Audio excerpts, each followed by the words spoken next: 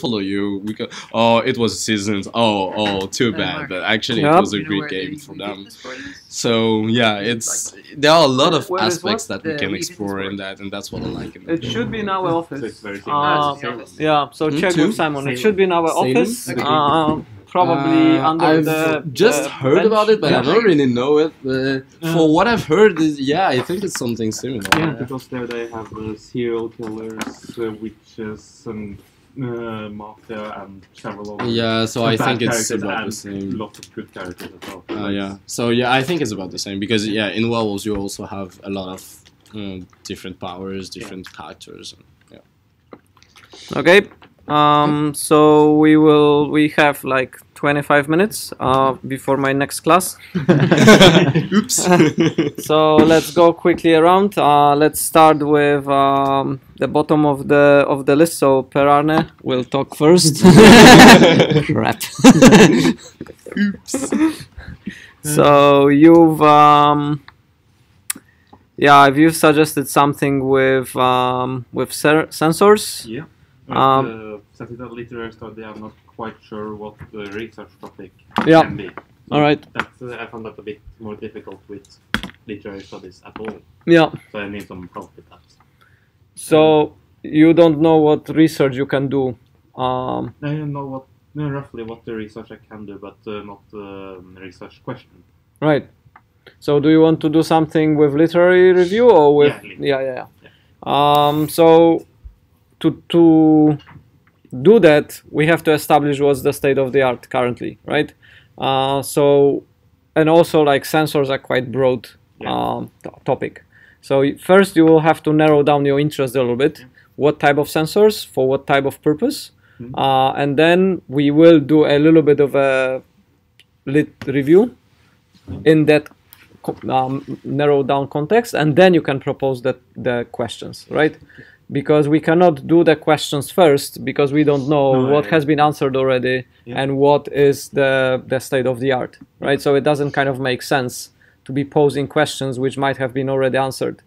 You can do that to narrow down your search, right? So for example, you can say, okay, I'm interested in using microphone and what can be inferred using machine learning or whatever techniques are there about the behavior or the context of the person, right? So we discussed that before, like, can I tell if the person is outside or indoor, right? Outdoor or indoor? Can I tell whether the person is, walking or driving or cycling, right? Just based on the microphone data. How often do I need to sample? So there is a number of questions you can kind of pose, but they don't actually make sense unless you check the state of the art, because most of those questions will be already answered, right? And then you can actually propose something meaningful once you know the area. So let's do that. So I would like you to do a bit of narrowing down what sensors you're interested in, and then you will do some reading. You will post, like as Simon was suggesting, maybe we will use, all of you are using share LaTeX? So let's use the BIP files, right? Bibliography is kind of, it's not the major part, but it is kind of a time-consuming part where you have to accumulate the papers that you will cite later in your thesis. You may have your BIP file much larger than the one you're citing because you're putting everything in there, right? One of the useful things is to put an abstract of the paper in your BIP file as well. Why? Because then you can do a quick keyword search on all your entries. If you only have authors and titles, you can only find authors and titles. But if you have a keywords and you are looking, let's say, I need to know what papers I've read about sound, you just put sound, and sometimes sound is not in the title, but it will be in the abstract. You have more chances of actually doing that, right? So what I do, if I can, I copy and paste an abstract of the paper into a BIP file as well. And there is a section keywords where you can actually put keywords too, right? And that helps you to later on, if your BIP file is like 250 entries, to find what you're looking for, right? And it will get big. So by the end of your master project, it should have around 150 entries, right?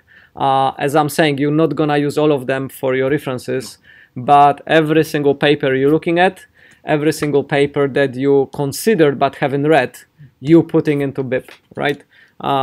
I'm using Google Scholar to generate the initial BIP entry for me. So I'm a bit lazy, so I kind of look up the reference in Google Scholar, get the BibTeX BIP entry, copy and paste it to my BIP file, and then I'm modifying it, right?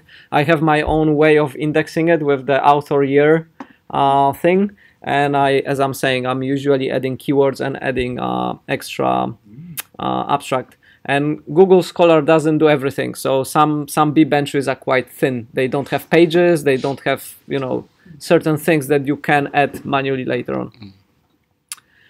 All right, so yeah, do you have any suggestions for narrowed down topics? I can tell you what I'm interested in. I cannot tell you what you're interested in, right? Oh, that's good to tell me what. So I'm interested in context, in like what can be inferred, what you know. I actually found that already we're managing context information in the yeah, exactly. So you could check what can be, what is. I mean, there are a couple of aspects. Like for example, what are the big companies storing? So how is Google and Apple using the contextual information already?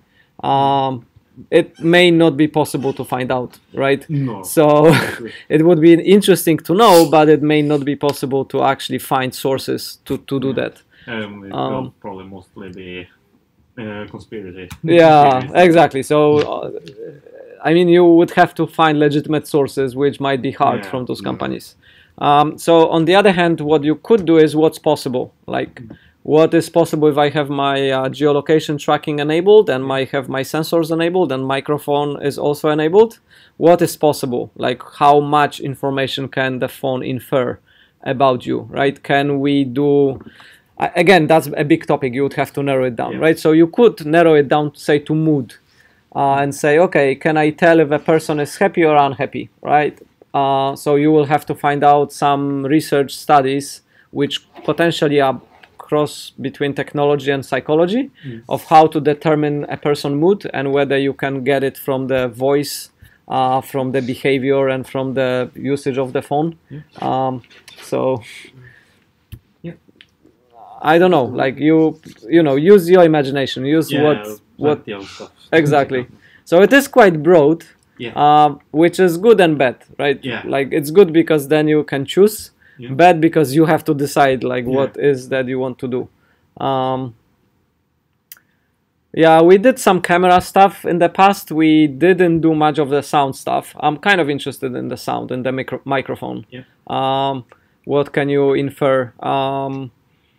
There is a little bit of work actually happening right now with the ultrasounds. So for example, if your phone doesn't have a Bluetooth enabled, there are payments methods where you can actually pay by generating and listening to some high frequency communication. So you can do like a payment or some secure transaction between two devices using sound. So a microphone and a speaker, right? And it's humans don't hear it, but phones hear it. And if you kind of use special encodings, you can make it relatively safe. So that is kind of a recent innovation in the sound space. Yeah, I don't know. There is plenty of things. Try to be quite specific, right? That's my advice. All right. So Johnny, you would like to do something with deep learning? Yeah. Same as you? You were also thinking about... I might do something with it. Yep. I've sort of changed my thinking, so we'll come to that. Okay.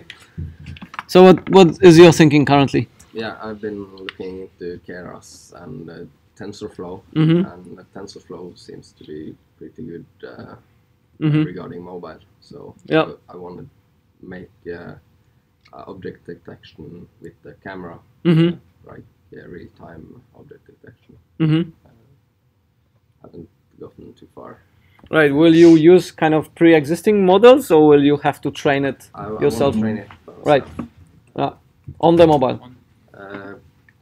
Either do just to take a video and convert it to images and train it in the cloud, and then transport it to the phone. Or I could do both and test which would be the most optimal. Yeah, that sounds like a perfect technology project. It may go a little bit beyond the scope of the course, so it could grow to kind of a big project which you could carry on for your masters, but might be too big for the course. So in my masters, I will be doing image recognition with deep learning. Right. I think it's a good match. Okay. Yeah. So that sounds great. So what I would like you to do is to plan how will you achieve what you want, and kind of do a little bit of a sketch time wise. How much time you will need for different stages. Because as I say, the project is great. It's kind of well formulated. You already know the technology you will use.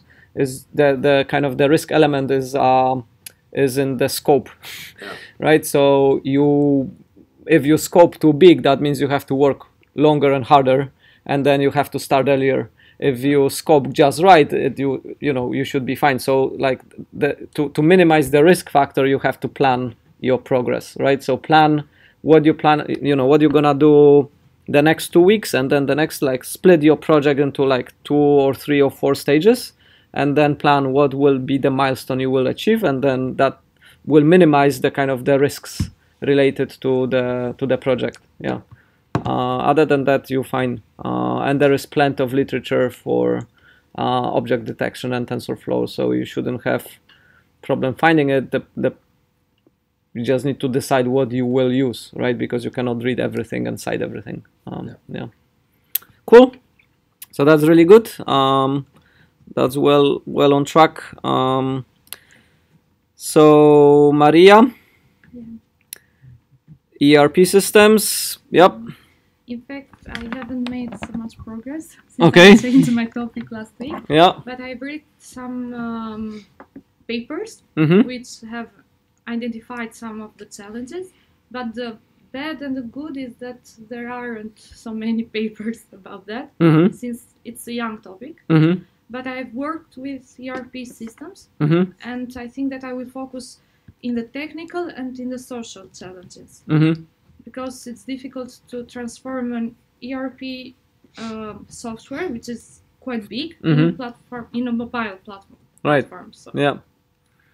Because I would imagine they usually augment what they already have with some mobile capabilities with the mobile devices and so on, right? Is that the case, or have you found like mobile only solutions for ERP systems? Or is it mostly like existing ERP systems which add in the kind of the mobile capabilities? In fact, the system that I have worked, it is now in a mobile platform. Okay, but mobile only? No. No, Even in ERP, like, it is. But not all the modules, because ERP has some modules, and this is the challenge, I think. To transform all the system in a mobile platform. Right. Yeah, so the question is it like desirable to have everything on the mobile? Or is it kind of the best is to use both, say cloud and mobile, or some stationary deployments plus mobile? This is what I want to find. So maybe you can kind of direct your kind of research towards what is the best part for the ERP systems that can be mobilized, that can be kind of deployed using the mobile devices, and how they can help with managing the ERP system.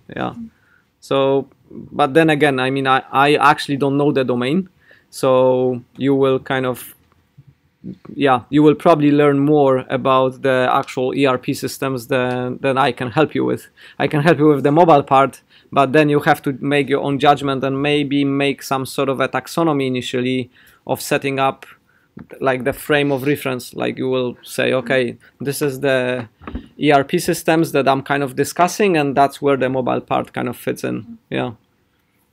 Sounds good. So also, because this one is mostly lit review, please prepare like a BIP file and link through the forum to your. Maybe what I will do is I will create like a list like Simon did, and then you can attach the links to your share LaTeX and in the list on the Blackboard. Yep, great, thank you. So then Anthony. Yep.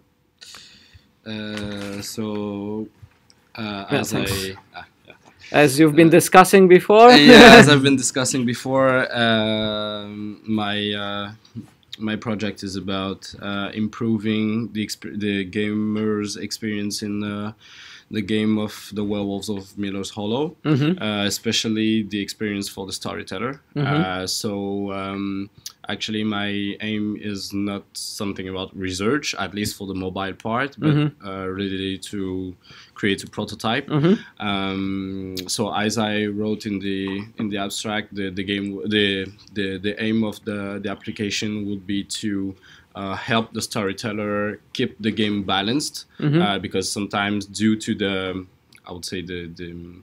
natural aspect of the game, as a storyteller we do some things that can tip the scales in one way or another. So that will be the goal of the application, to suppress those those biases, and then so it will be more for the game part, do kind of research about enhancing the application with AR or even VR, but I think with VR it will be too much, I think, and to actually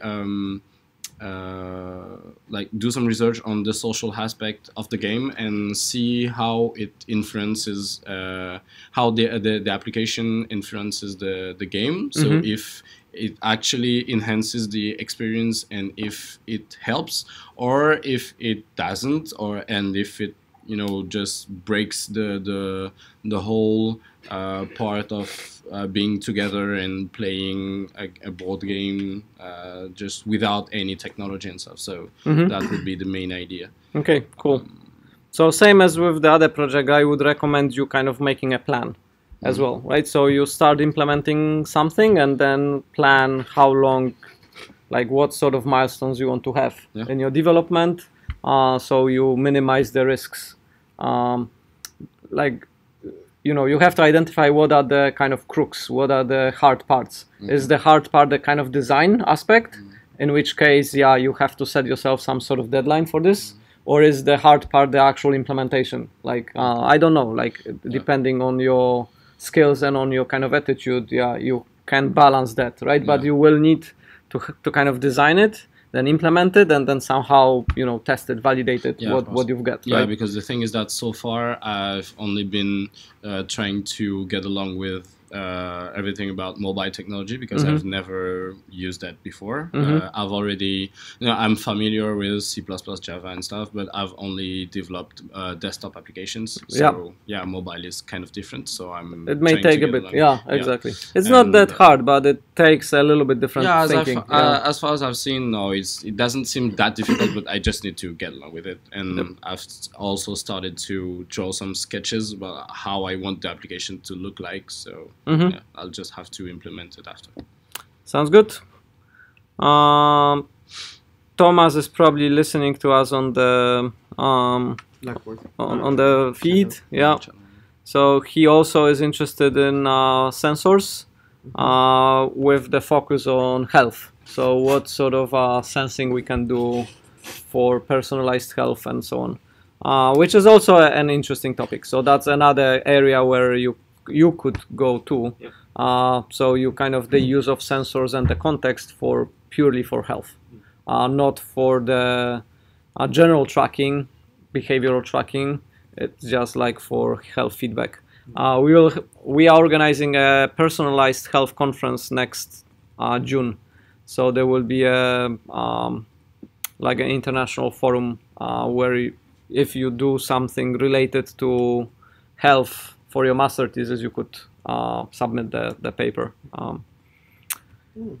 So that's an option for next year. Okay, Binu. So he's absent. He is not here. He's investigating the Tango device. So he's checking 3D scanning and different aspects of the Tango. So he will kind of formulate the exact things later.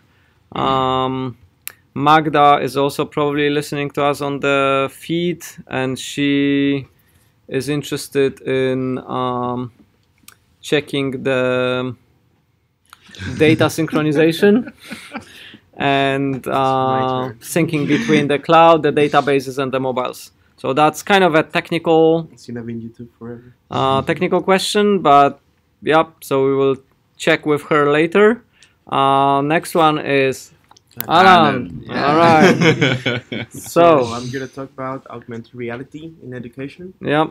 First, I'm gonna try to do a later review about the background of AR, but not from the early 2000s, but from the early 2010s.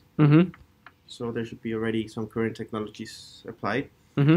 And then I'm actually, my topic right now too general, so I'm trying to narrow it down. I would try to see which area of AR is mostly is the most effective one in education, at least. It can be chemistry, physics, depending, because right now the context of AR, it's not meant for every area of education.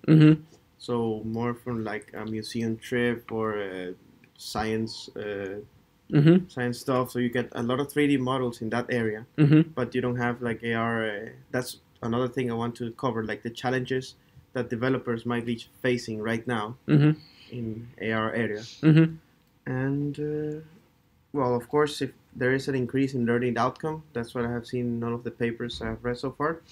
But I would like to have a measure it, how much learning outcome compared to the traditional methods. Okay. So two comments. So the last one about the metrics. I think that's an interesting question of how do you measure impact of the AR technology on education? What type of metrics people use? What type of metrics can you propose or check in the literature, right? So like mapping the space of the metric of how it is evaluated, because there is this kind of doing part. So a lot of people use VR or AR in different projects. And then there is the part of actually evaluating it, what sort of impact it has, what sort of health related issues it has, and how you measure the help or the disadvantage of various technologies, right? So you could focus on the kind of organizing the metric space. What type of metrics are being used, how many projects are used, this type of metrics, and so on. So you can do methodology they're using in the metrics. Exactly, yeah. So that's already quite a big topic, right? It will already occupy you quite a bit. So you can focus on it, or you can just have it as a kind of additional thing to the main topic. And your main topic is the use of AR in education, right? So then the metrics become kind of just a subtopic, but not the main topic, right? And it can be further researched additionally in the courses. Yes. So then for the first topic, what we usually do if the topic is big, we try to organize it. So we try to somehow map what is in the topic and then try to identify how we can discuss it. So formally what we say, we forming an ontology about the topic, right? So when you're saying, I want to use AR in education, then what do you mean by AR? And what do you mean by education, right? So then, general. Exactly. So you have to have some sort of organization. So you may say, by AR, I mean the use of mobile portable devices with the camera see-through, right? Or I want the HoloLens, or I want something. So you can kind of categorize it into fully immersive AR experiences, kind of portable, and something else. Like it's up to you. Like you can create those categories, 3 or 4 categories, right? And then for education, it's the same. How would you organize education? Is it like primary, secondary, and higher education? Does it make sense? Maybe. Or maybe you have to organize it more in kind of categories, like you were saying, science, engineering, humanities, right? Yeah, I was thinking that more because if it's like according to age, it doesn't really... that I was also going to ask that question, like what age range is like the one who uses most effectively AR, and it's obviously the younger ones because they are more embracing technology. Exactly. So I think it's for your project is important that you do this work before you start digging in, because then you can start filling up the gaps, right? If you say I want education to be, as I was saying, say science, engineering, humanities, and all your papers fit into science, some papers fit into engineering, and there are no papers or nothing about humanities using AR for education, then you know there is a gap. You've kind of identified something, right? And also, if everything clumps into science, maybe it is not helpful neither. Maybe you have to subpartition it, right? So maybe you subpartition science into like chemistry, physics, or something else, like what makes sense, right? So organizing your study, organizing it into those categories, into those boxes that you can fit yourself in, is kind of a useful thing.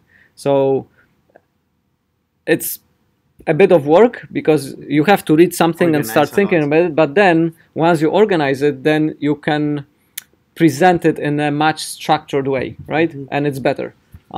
So I would recommend you make decision whether you want to focus on AR in education in general, in which case the metrics come as just a subtopic, and you don't have to be very detailed. You just identify some categories, or just metrics, in which case you have to focus much more.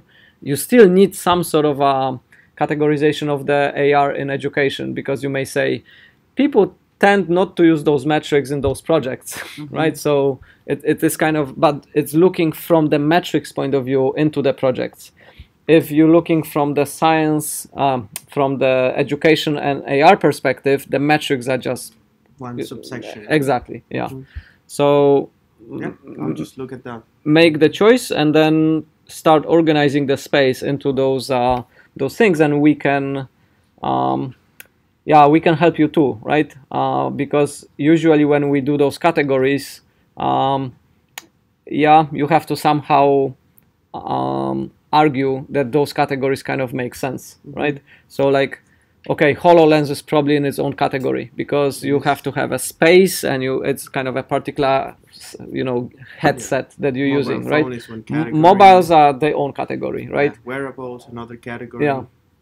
So there is not a lot with the kind of a wearable glass type things, but they are coming. Like there were some experiments with Google Glass and so on. You can check if you have anything about that, but yeah, I had some research on Google Glass, but since it was like way 2010 late, yeah, I use it like as early reference. Well, Google Glasses, they've started again on that. They did, yeah. They did. So you can, what you need is a little bit of structure, right? That also relates to Maria's. You need a little bit of a structure so you can discuss what do you mean by certain terms, right? All right, so 11 o'clock, let's hurry up. Sorry, Alan, we talked. Computer vision, Sheriff. So my project is about using the camera, which is a mobile feature, to scan like a scene or to record a video anywhere. So after that, you're gonna reconstruct the objects you want from this video into like a 3D model, something like that. Yeah. So it's gonna be like two things I'm gonna work on. The first one is technical, like it's gonna be a prototype. Willing to do that, like a cross-platform prototype. Second one will be investigating how fast the processing will be on the mobile, how accurate the results will be to. Will it depend on the camera quality? Yeah, maybe, or other aspects. Yeah. So when you're recording, let's say I want to make a 3D model of the laptop, so I take my mobile phone and I kind of record the video around. Will you record also the sensors, the orientation of the phone, to help you to do the processing, or you will do the processing exclusively on the video itself? Actually, like I thought it will not be like 360 video, it will be like something like that. So it will not be like a real 3D. It's kind of generating a model, but it's a new idea that I didn't think about. So yeah, I'm gonna like think about trying that 360. Yeah, so to be like a full 3D model. Yeah, I mean you don't well, yeah, so what you should do is you should see what's already available, what are the apps or open source projects preferably which do something similar, right? So what can you use? So you don't start from zero, you start with something that people have been already tinkering with.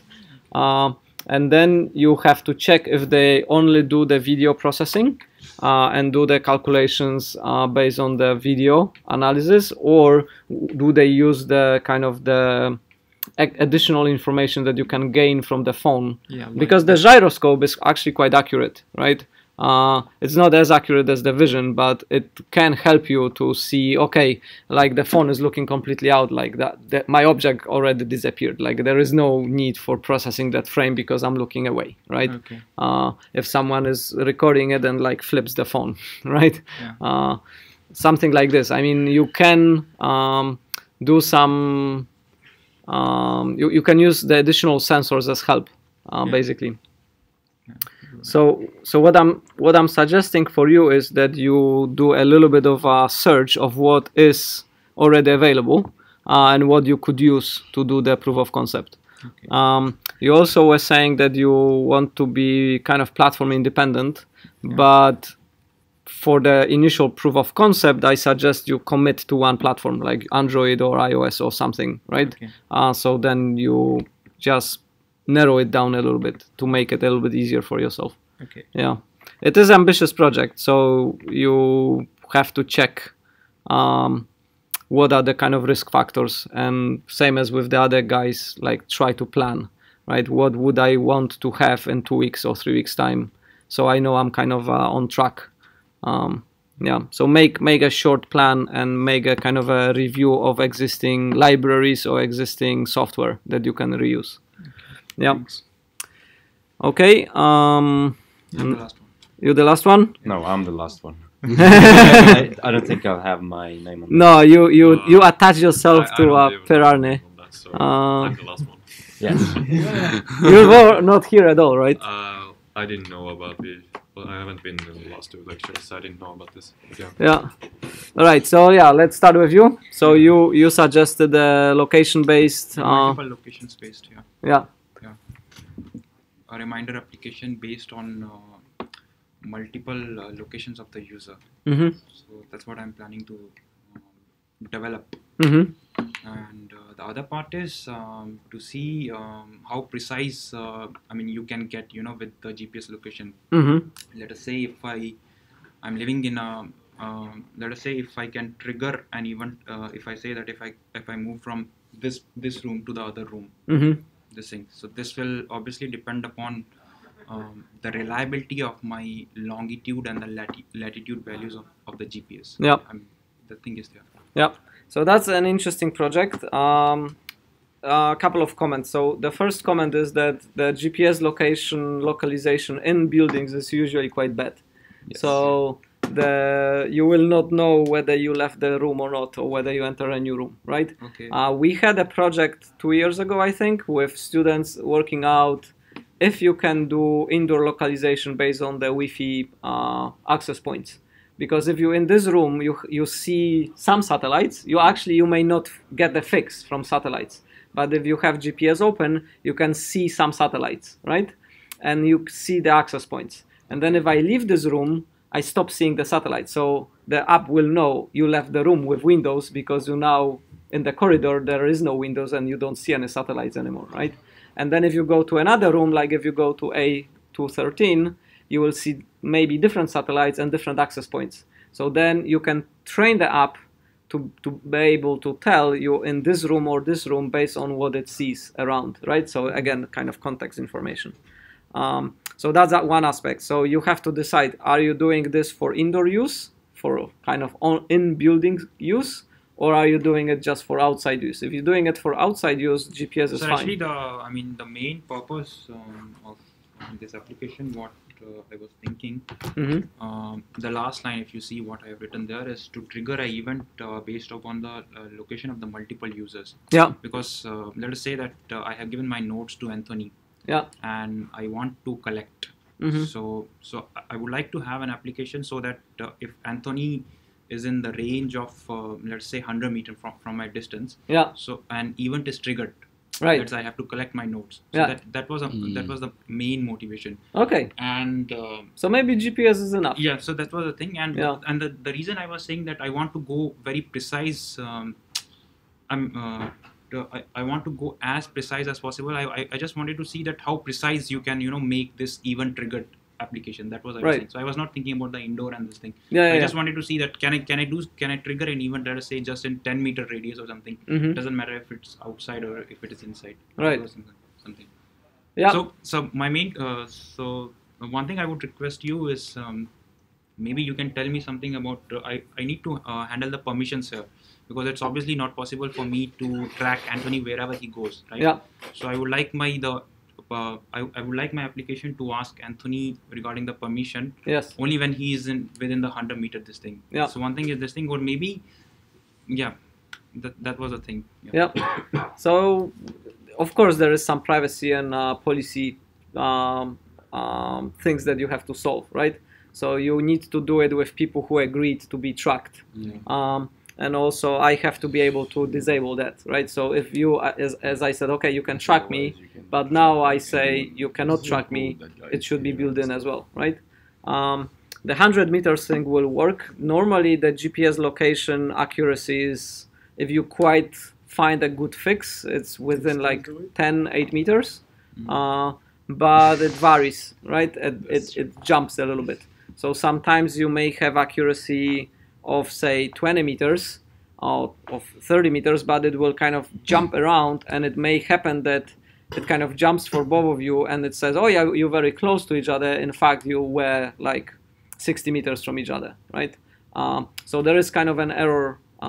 You see that when you're using some location trackers that, it tracks you, but it kind of sometimes goes off, right? It has those error points. So you may need to filter. You have to track for a while and filter out some of the noise. So if you, for example, standing still, you go outside and you stand still and you read your GPS location, it will go like this, right? Okay. Triangulate. It jumps around, right? So it kind of goes within a certain error radius or kind of ellipsis, but it's not in the point, right? So then you have to average it and say, oh yeah, Mariusz is currently around here, right? If you average those kind of points for like few readings. Yeah, but it's kind of interesting. So the aspect of like what type of events that makes sense for is also interesting, right? So you mentioned like, okay, I borrowed something and then I can ask for it back, right? When we close to each other. So you may kind of also like specify other use cases, like what else is useful, kind of to have a reminder feature based on location. Sure. Yeah, it sounds interesting. So we can. We have already some code, as I said. We have this code for indoor use. We have some code for the location tracking as well. So you can, I will point you to some of the repositories that you can try things out. All right, 2 more to go, which are not here. So you go first. Right. So I've been thinking about doing possibly something with motion capture or facial recognition. Face recognition? Yes. Yeah. I'm not too sure what exactly, but it sort of ties well with the animation I'm doing in game technology. I'm not too sure what I'm going to do with, if I'm going to do facial recognition or motion capture, because they would mostly use sensors like the camera for that. I would probably limit it to desktop use first, because there's no reason to have it on mobile unless it actually works. and the computer or a desktop actually has more power, so it should work pretty well. I just need to look at some of the state of the art for facial recognition and motion capture. I know some about motion capture, but very little about facial recognition. Right. So I was also thinking maybe doing reconstruction, like he's doing, like the models. Right. Possibly. Yeah. So 3 topics. Yes, I'm not too sure. I'm going to try and tie them together. Yeah. Okay. Yeah, sounds good. So for the mobile part, one aspect of going with mobile might be that you are doing something that the mobile is good at and the PC is not that good at. Yeah. For example, I can pick up my mobile and just scan you guys like this. Yeah. And then I can use that little sequence of video to check if I have your contacts, like if I have the photos of you in my photo collection. Yeah. Right? And then if I do, maybe I can tag you and link you to my contacts. Right? So on every meeting I could kind of do that and have a list of people who are attending. Right? You cannot really do that on a PC. You know, you have to do it on the mobile. Right? So there might be some use cases where face recognition on the mobile makes sense, but on a PC it kind of doesn't. Yeah. Right. So you can think of use cases where mobile is the platform of choice. Yeah. Same with the object. I was also thinking with motion capture, because you can use the gyroscope and accelerometer to sort of capture motion. That's true. So if you want some low level, like for game companies, they can't spend a lot of money on proper cameras and motion capture equipment. That's Maybe true. they can just do some simple animations by just moving around. So they specify like, oh, I'm going to do the right hand now. So I'm going to move it. It's currently on my hand. Yes. Okay, now I have another device on my elbow, take my elbow, for example. Yeah, and you could track 2 devices. Yeah. That's a good idea. Yeah. Possibly. I just need to look at what exists. So again, I would suggest you kind of check what's out there, like what software is available for you already, and what you can combine together or extend, right? Starting from scratch, you could. Hard. Yes, it is. Of course, there are probably libraries like C++ libraries that might be able to do it. So I have a lot of work. I've done a lot of work with the NDK, so I sort of know how to do C++ code on so Android, we did some work with OpenCV on mobile like a year ago with native library, and I think on the, not the latest generation phones, but on the previous ones, we could do face detection with like 1 frame per second or 2 frames per second type of speed. So it wasn't. That's probably good enough. It was good enough. Yeah, it wasn't really real time, but it was kind of good enough for, like, as I'm saying, like scanning the meeting or something. Yeah. This generation phones do have face recognition as a lockup. Yeah, exactly. Mine has at least. They do. Yeah, and it's a little bit faster than. It's a warning though. It's because you can't use a picture. Yeah. Yeah. Yeah, exactly. So Android has it kind of built in now. So you can register a callback, and then every time it detects the face, it kind of calls you back, giving you a rectangular area, and you can kind of just open the phone. Set your password and everything. It's kind of scary. Yeah, that's right. Right. So things are becoming easier. Maybe the same for reconstruction. I actually don't know. Like the last time I've checked, which was probably a year ago, was actually still quite hard. Yes. a lot of the things sort of suggested are very hard. Yeah. Of course, some of them are just because of computation. Some of them are because no one's done it before. Yeah. So. All right, and the last one. Yeah, I was doing augmented reality. I was thinking maybe specifying a little in ray tracing in like that area, which overlaps with the gaming course. I may actually, depends a little on my master thesis now, because I've been talking with Rune, and I'm a little interested in the master thesis with open source software and the mobile, and the metrics around that. Oh yeah. So I'm gonna talk with him this week and see if this topic is still open, etc. Yeah. So I may do something related to that. True. So I will make sure I have every topic, etc., done to Friday. Okay. So yeah, sounds good. So if you talk with Rune and you will go with some sort of open source metric for mobile applications or comparing mobile with desktop or something, you could do the mobile part or at least some initial investigations in the course. That's what yeah. If you were to do something with rendering, you could check the capabilities of the fonts, but that's kind of as we were discussing, short-lived kind of usefulness, because the next generation's fonts are always more powerful and so on. What you could do is you could do some sort of real-time rendering on the tool, on the split screen for the VR type of viewing, and that is kind of interesting. Completely up to date, because the second assignment follows on from the first assignment. So if you fucked up the first assignment, you better fix that now so you can do the second assignment. So Marius decided to put on an extra session to make sure everybody who felt that they were behind could get the assistance they needed. So that's at 4 till 6 tonight. So yeah, if you breezed through the first assignment, it made perfect sense and everything was lovely, then absolutely no need to go. So how many people breathe through the first assignment never thinking about it?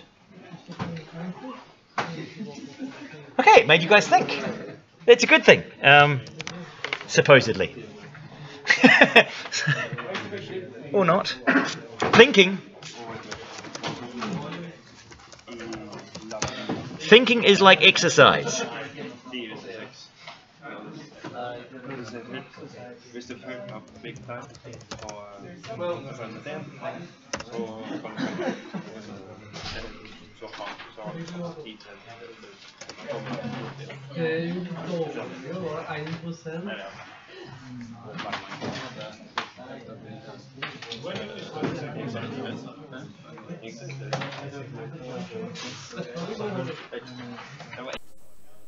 Right, hello. So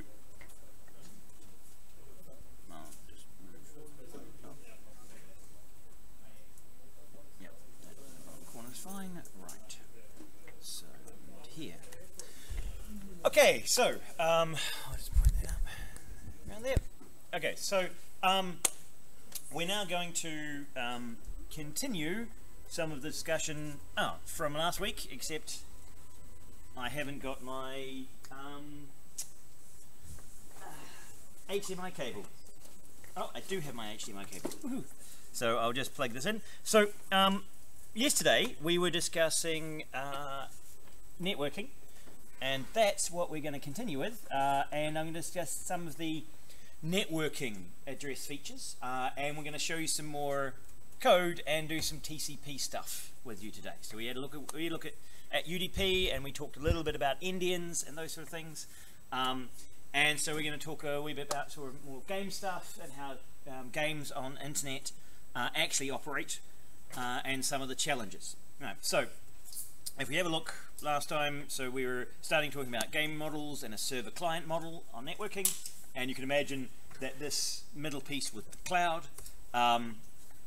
we have firewalls and peer-to-peer communication. If you've got a server and everybody knows its IP address, then it's pretty easy to get to that IP address.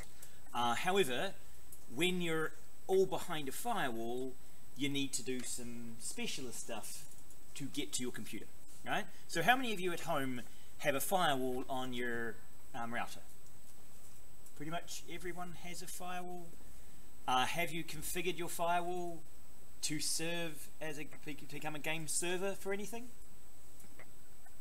1, 2, right? Maybe. Where you go in and you actually say, oh, I want to expose this port, right, this local address number on my machine, to the outside world, right? And so when the outside world communicates to your router then takes that message on a particular port and sends it through to you, right? And then you can host that game. Now, one of the challenges of that is that if you have, like most internet services in Norway don't guarantee you a static IP address. Right? Do any of you pay for a static IP address? You can ask. I think Idsever is charging like 25 kroner a month. Free if you asked enough. so you have to ask. Oh, right. So I was thinking I can't stream because. Oh, I got your gear. Right, I got the gear. So I'm streaming on Simon McKellum rather than GTL. Because we cannot stream together. Because you can't stream from two GTLs simultaneously. Because our GTL account can't be live YouTubing, and he was already streaming in the room. So I put it on Simon McKellum. So if you could tell them.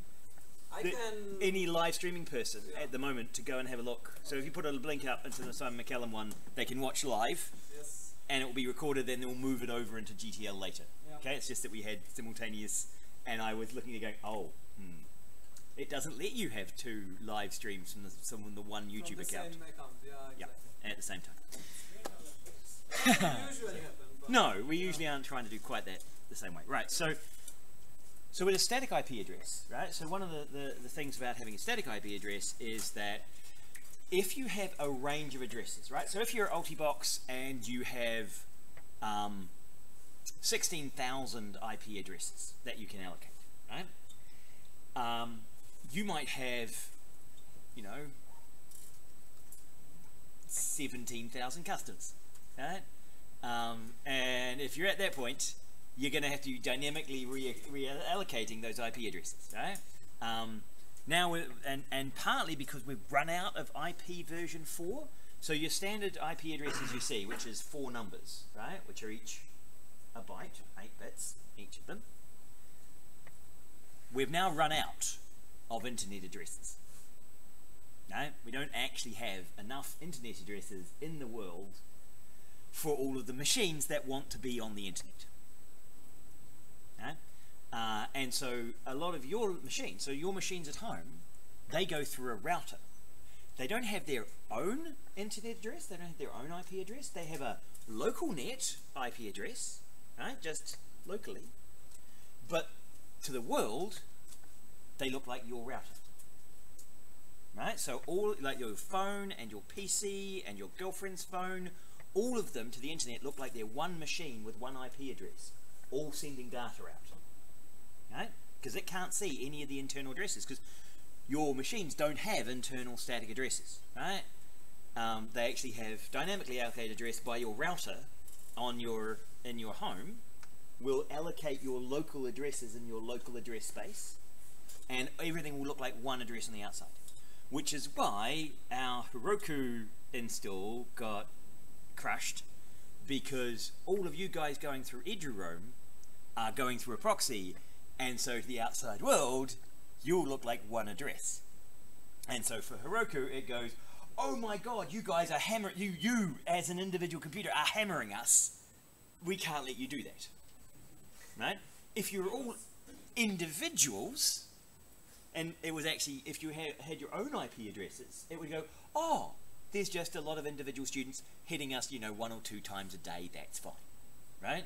But when one machine is hitting you hundreds of times, you think, that's someone commercially doing work, because they set up this constant, almost denial of service attack look of constantly attacking us. They can't be using the service normally, because you wouldn't normally make that many requests from one machine, right? But you look like one machine because you're behind a proxy, which you all go through, and that's your IP address, right? So the world sees you as an NTNU proxy. Well, not really, because you're a single point attack, right? So to DDoS, you'd actually all need to be spread out, and so you all go home and use your home internets, and then all come in, right? So we're actually the opposite of DDoS, right? You had a single point of attack, right? So peer-to-peer, one of the challenges is being behind a firewall and being behind this router address, right? So when I try and find your home computer, if you tell me if you do an IP on your home computer, it will give you a crazy number, which is your local number, right? So if you do IP config, how many of you done IP config on your machine before? Yes, we've got IP config, yay! That tells you your local, it'll give you a local address. It'll also give your router's address, right? Luckily, because it can ask the router, oh, What's my address to the outside world? But that will only get people as far as your router.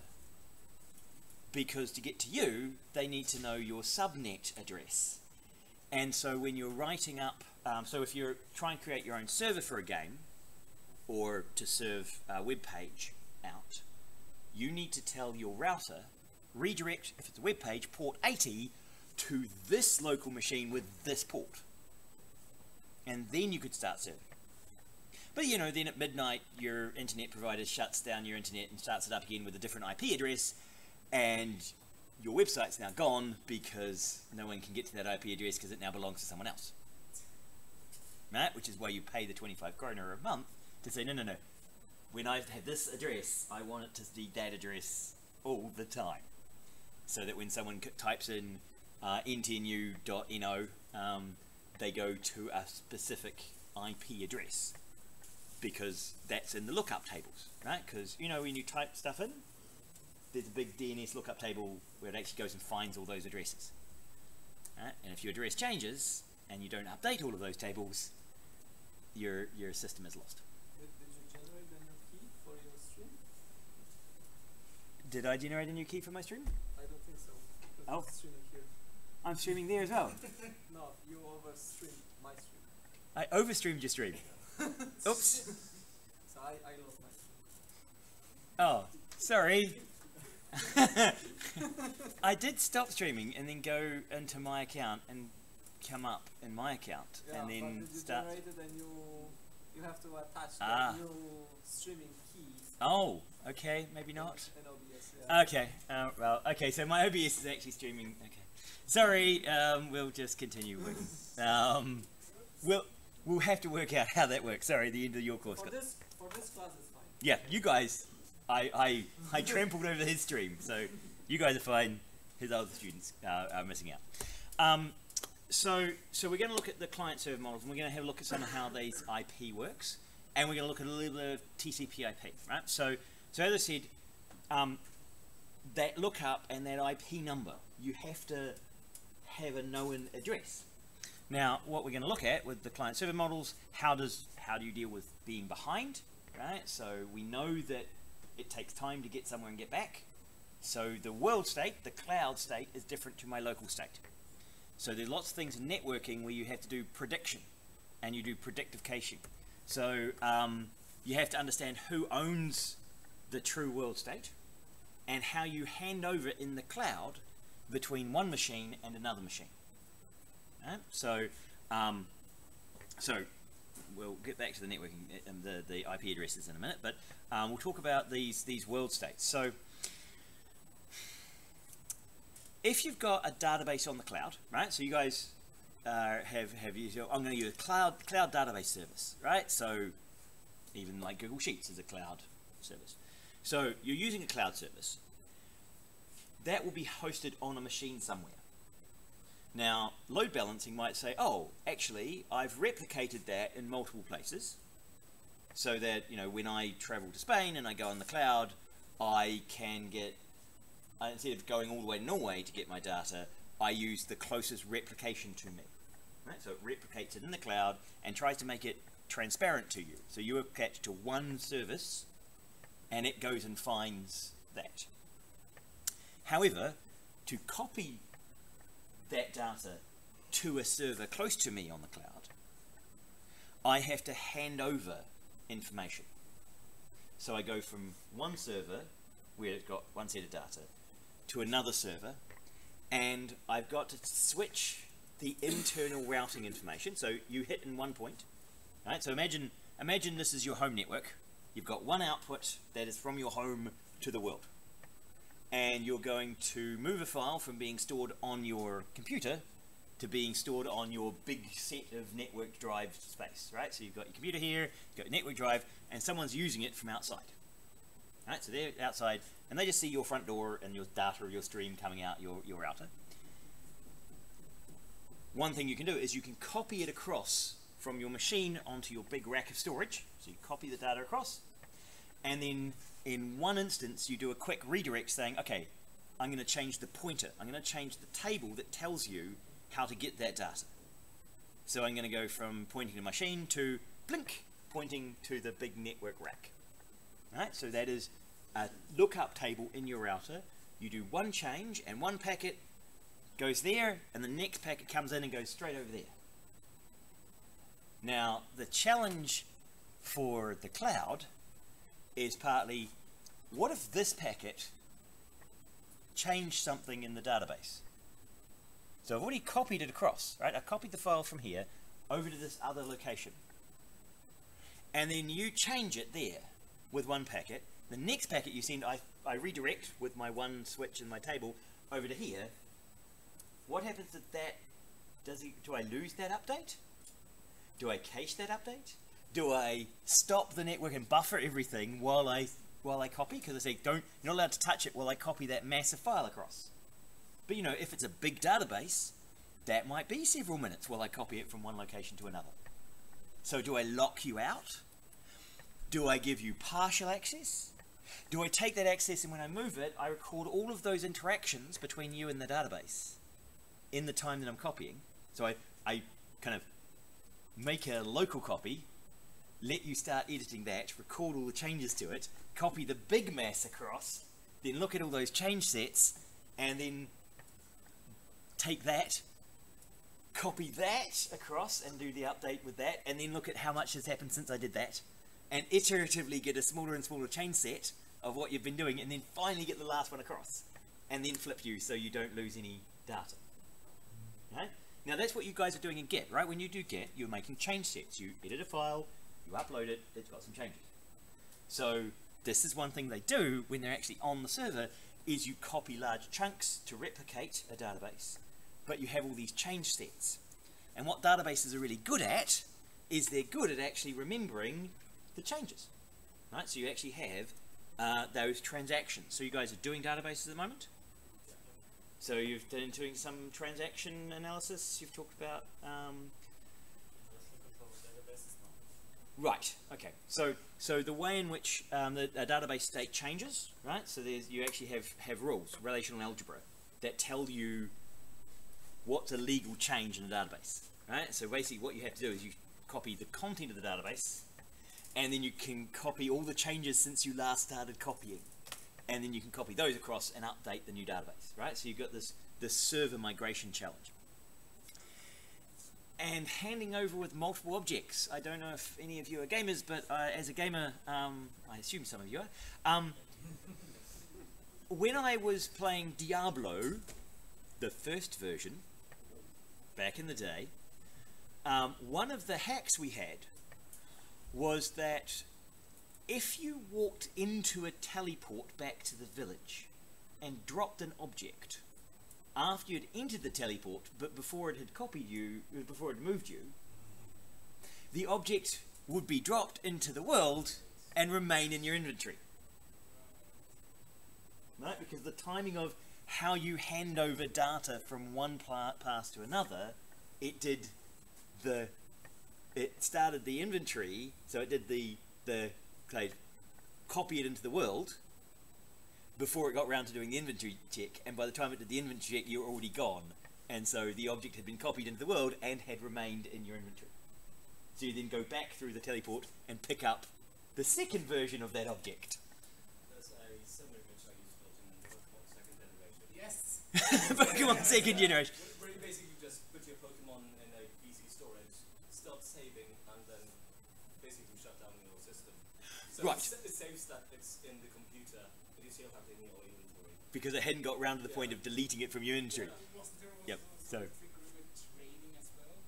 Yeah. So this server migration, gamers will find your flaw in your algorithm for how you do server migration, right? It's not cheating if it's in the game. if it's in the game, it's in the game. So this is a big problem with databases. How you avoid like those replication errors. How do you keep all of your duplicated cloud database up to date, right? This is a big, significant challenge, and there's lots of these change sets that you need to understand, and the communication protocols of storing those changes and reapplying them. So, the firewalls. So one of the things that we do with those network addresses is to do firewalls which prevent people scanning your machine, right? So back in the day when we didn't use firewalls, you connected your machine to the internet, and then any open port was open, and so the people would be able to port scan you. And to port scan, what you'd do is you'd find someone's IP address, and you start sending messages to port 80, port 81, port 82, port 83, port 84, port 85. You just spam all of their ports to see if any of the ports responded with anything, which meant something was listening, some program was listening. And then you try and work out what that program was, and then you try and break in through that program, right? So that was port scanning. So your machine, as soon as any program started running, it would open up a hole that someone could come in through. With your firewall, that's why whenever I run the client thing, it pops up, the wee firewall says, oh, you're trying to open up a port. Do you want that to happen? So the firewall software is looking at it saying, no, I locked down everything. Oh, you've requested to open one? I better ask the user if that's what they actually want. Right? So a firewall tries to prevent you doing that. Now the firewall here on campus is run by IT. They decide whether or not you're allowed access. Right? So if you want to open up another port, we were looking at doing networking between here and Lillehammer for a game on a port, and so we had to ask IT to open that port on the firewall from us and on the firewall in Lillehammer, so that our game could talk directly to each other on that particular port for its networking, right? So to have direct communication rather than having to go through port 80 to a server somewhere and then come back through port 80, which the firewall for port 80 is open, right? So rather than having a server S mediating everything, they just mediate the initial connection, work out what the firewall, what your port settings are, and then communicate. So we were doing peer-to-peer, yeah, without a server. So we actually didn't use a mediating server because there was just two, right? So we knew what our IP addresses were both in Lillehammer and here, and we got static IP addresses, so we could just do that directly. And we're looking at setting that up with Trondheim, and Ålesund is setting up in the VR lab, setting up a permanent connection. So we have the wee video feed, so that we have a screen and a camera which is constantly feeding from here to Trondheim and to Ålesund. So you walk into the room and you can see the people in Trondheim or Ålesund and what they're doing. So the labs are kind of single lab, right? So that requires a static. We're going to do it by the static IP addresses and with opening up a port in their firewall. Okay. One of the other things we do with that and the data is called seamless travel. You may have seen this in games. One of the ways of moving data back and forth is that you try and bring in the new data you want before you need it. Right? So you do look ahead. Now you'll find this in web pages. Some of your browsers, your mobile phone browsers, and some of your internet browsers will do look ahead caching. So what they do is when you go to a web page, I think Opera does this, or they were doing this, is that they look at the web page and they know from their statistics of people using their browser which link you're most likely to click on. So what they do is they look at, oh, you're likely to click on that link, so I will prefetch that link for you before you've clicked on it, because you might want it. So I'll start downloading it now, so that by the time you worked out that you wanted to click on that thing, you'll click on it and bang, I'll have the page instantaneously for you. Aren't I much faster than every other web browser? Right? Because it predicts what you might want to do. So in games you can do the same thing, where you're walking in an environment. As you start walking towards the door, the game goes, aha! The player is walking towards the door. They're probably going to use the door to go into the other room. How about I prefetch all of the data on my networking from the other room, so that when they get to the door they can walk through it, and I've already loaded everything they need and I can just keep playing. Or you do the terribly slow thing of they walk to the door and you play a door animation and you block everything and you have a loading bar and you load it and make everybody wait. Or if you have a bad computer, the loading speed might be better than having 50 FPS. So if you have a really bad computer, it might be better to optimize your local experience than to start slowing you down by bringing in network packets for something you haven't got to yet. Right? So you're right, one of the challenges here is how do you do that network lookup and pre-calculation and preloading. If you're doing an interactive game and you've got a lot of network traffic, then preloading is going to slow down because it's going to use the same network, right? So you've got one network card. So if you're going to preload a whole bunch of data, suddenly your interactive speeds slow down, right? And so that would be bad. So you'd say if I'm already at about, you know, more than 50% network utilization, don't pre-cache stuff because it will make the experience worse. And so you'd hit the barrier and do that copy. I think development does this when you enter the raid, all the bosses spawn, and everything they're going to drop during that reset for your group will also spawn onto the corpses. Yep.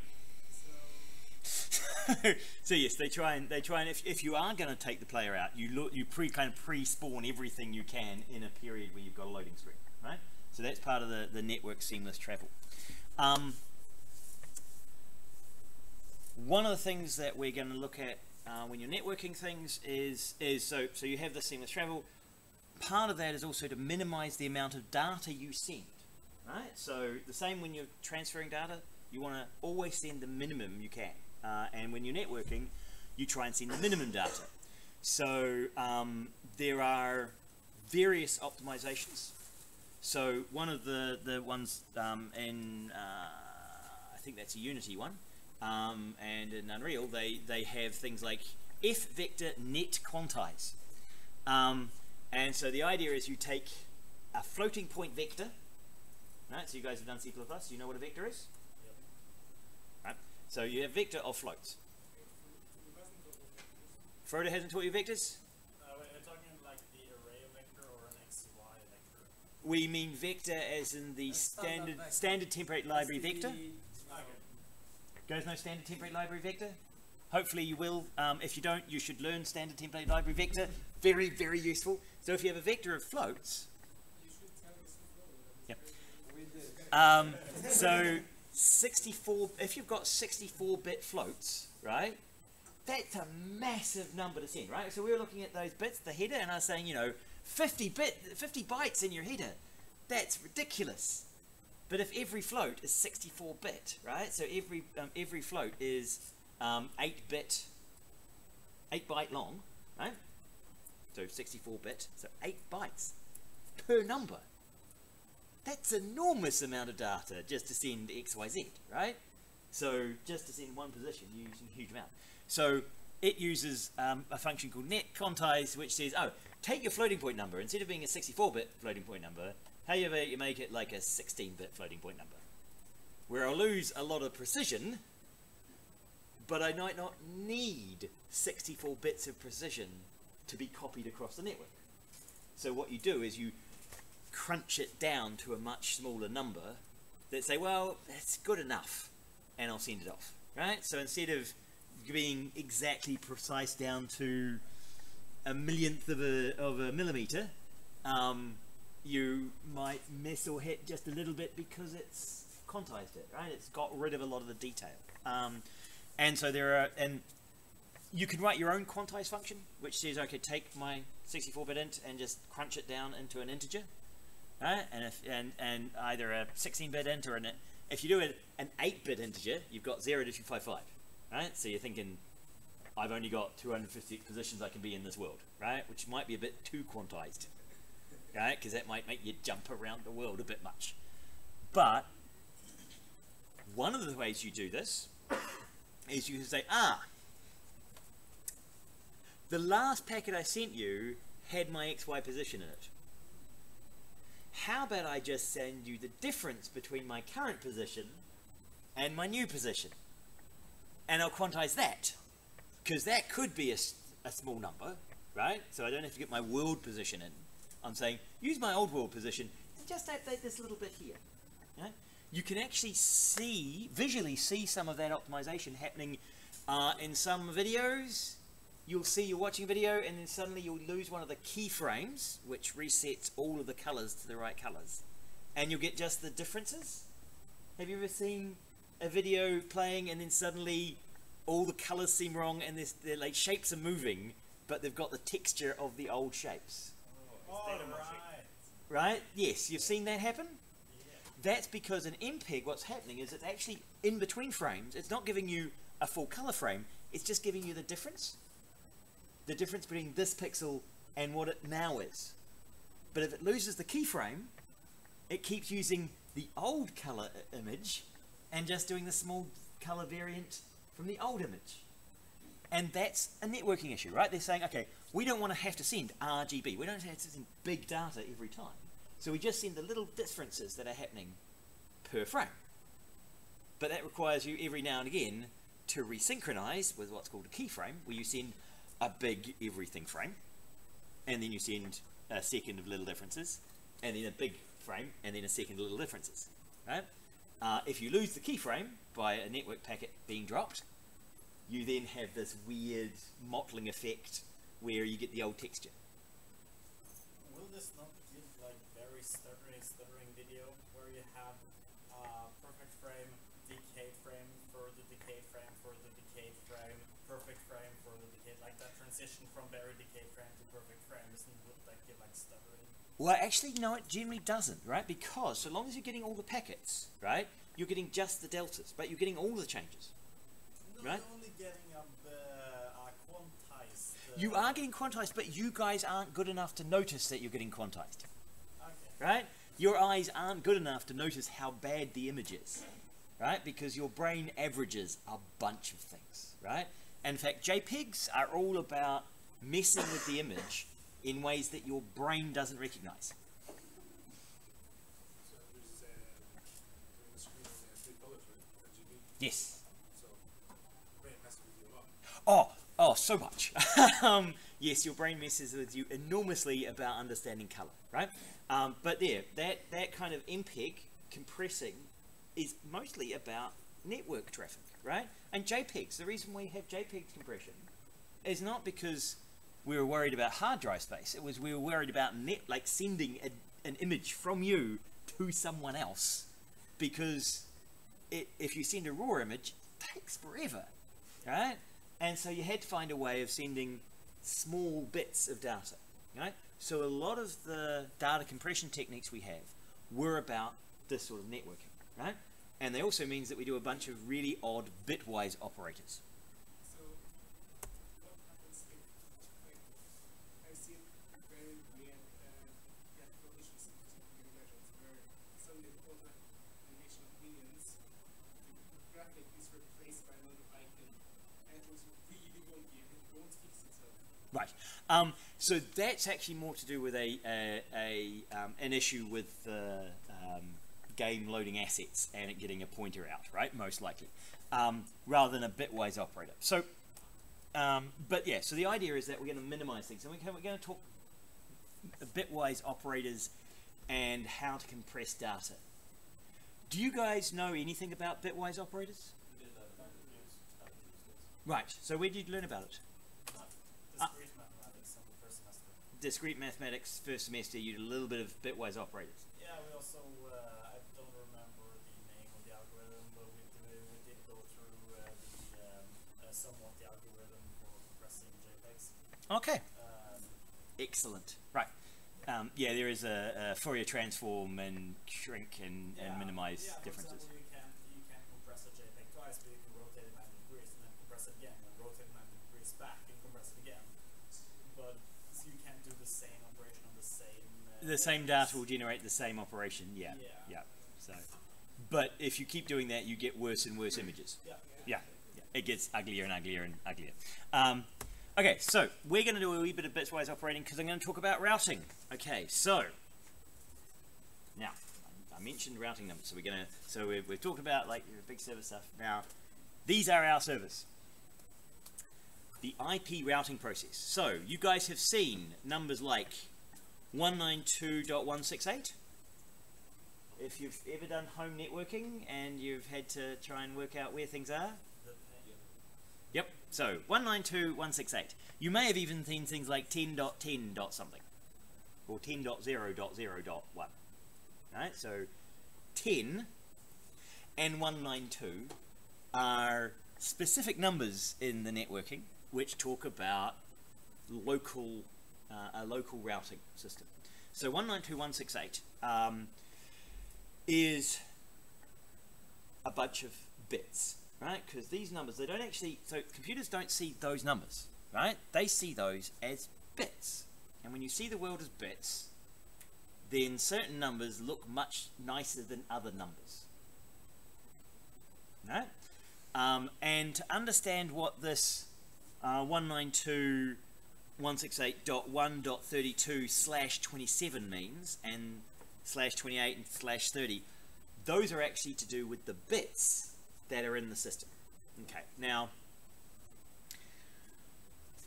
if you want to have a look at 192 as a bit, so if we go to our web page, right, that's the streaming. If I go escape, if you have a look at 192 bit, will it actually show me 192 bits or 192 in binary? Right, okay, so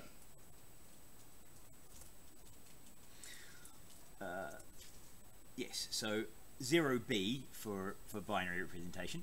If we go to this and we go 192 in binary, luckily Google does a reasonably good job of 0B for binary, and then it says, oh, so 192 is 1 and lots of zeros, right? Because that's, so from a binary number point of view, that looks pretty good. It's like the two first ones are on and the rest are off, right? That's nice and easy to remember.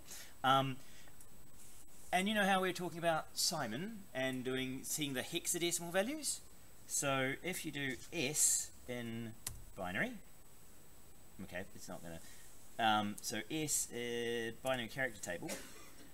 If we look at this binary character table, one of the neat things that you will notice, if I make that slightly larger,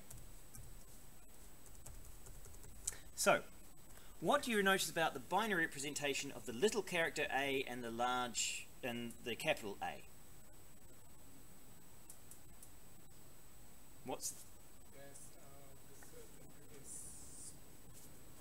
the third letter is off in capital and on in lowercase. And what do you notice if you just look at after the first three binary numbers? What do you see at the back end there? A is 1, B is 2, C is 3. So you know how we told you that, you know, A was 97 and A was 65? No. A is 1 plus 64. Right, so A is 64 because that's a single bit up here, plus 1. That's why it's 65, because it's 64 plus 1. And it's 97 because it's actually 3, right? 1 and 1, which makes 96, because it's 64 plus 32. 64 plus 32 plus 1 plus 2 plus 3.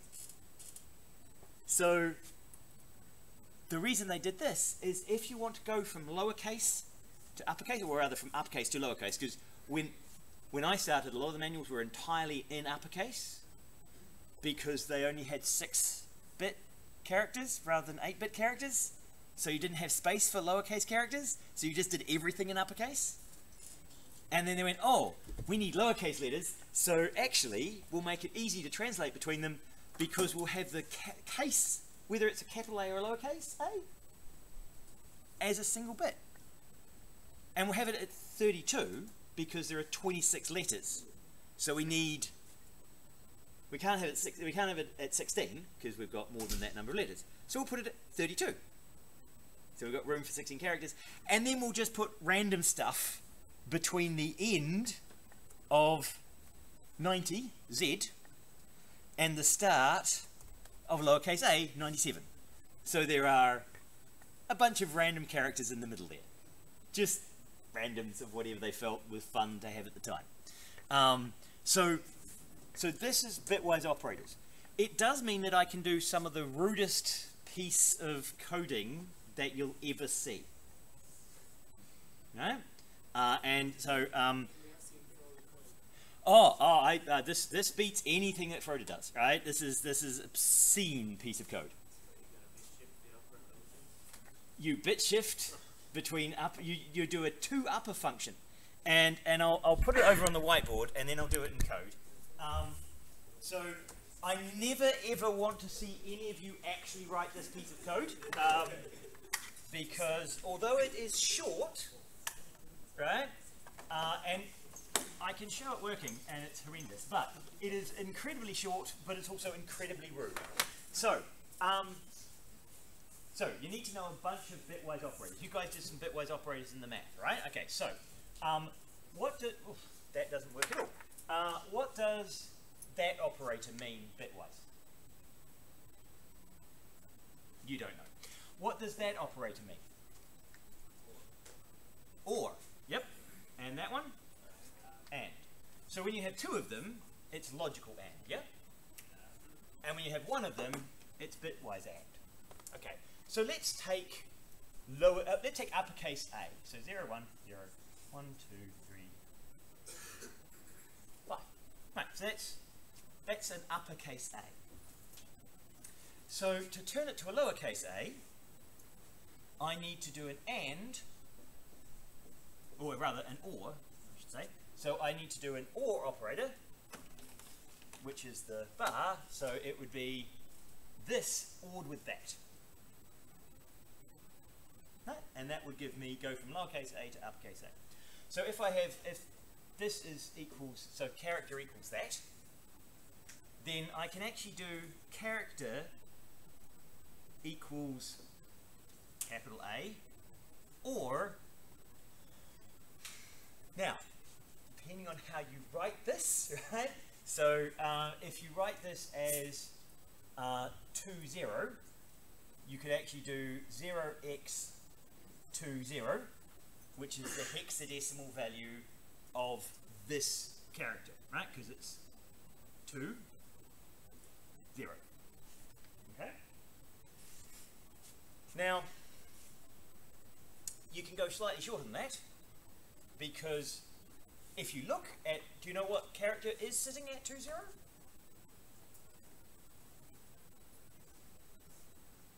Well, this is 8, this is 16, this is 32.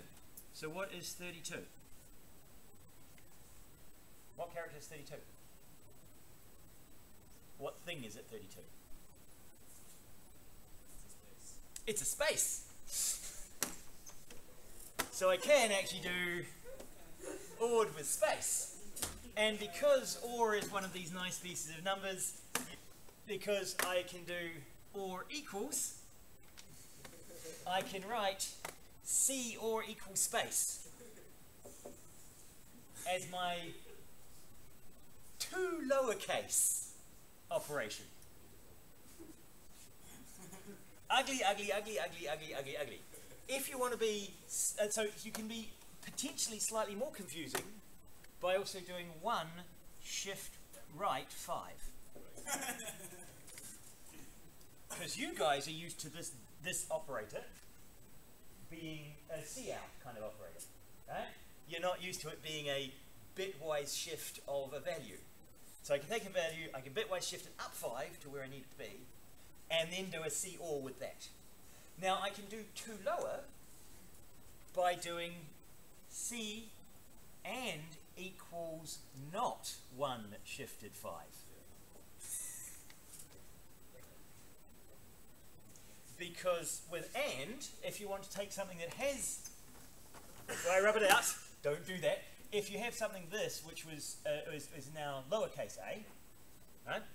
And I want to turn off this bit, how do I turn off that bit? Well, I take this number, I use not of it, so I go 1, 1, 0, 1, 1, 1, 1. Right, so I invert the binary, and then I do an ampersand logical and with the inverted. So I do and will give me 0, and will give me 1, and will give me 0, and will give me 0, 0, 0, 1. Right, because I do a bitwise and with every single value. unfortunately, in networking, we do this stuff all the time, right? Because we worry about space, we worry about bits, we set bit flags, we use 192, sorry, 197168. Oh no, not 196, sorry, 196.168. Was that would be 192, not 192. 192.168. But you see, 192.168. Why can't I just do 11? That's the number I mean, right? I mean that number, because that would be easier than having to remember what decimal number it is. I remember the bitwise sequence, right? And so it actually is quite interesting to think, okay, if we're going to be talking binary, then we need to start doing binary operations. That's why I never want to see you guys write binary code, because anyone else reading ampersand equals not 1 shift 5. So, see, yeah, no one's going to understand that. Or at least not unless you're a networking person. Networking people will go, oh yeah, I know what that does, right? Because that's what networking people do all the time. So if we have a look at here, let's have a look, and I'll go back over there. If we have a look at these numbers. So we have 192.168, 132, right. So, again, the reason why these are odd numbers is because we have 192, 1, 2, 3, 4, right, so that's 192. 168, someone tell me what 168 is. So it starts with a 1. So this is 128. So how much do I have left over from 1 to 8? 40. Okay? So I'm going to be not 64, yes 32, not 16, yes 8, not.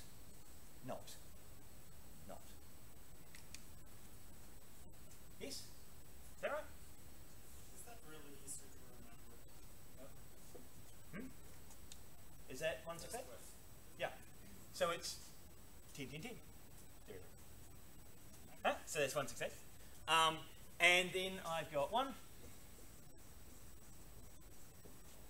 And then 32.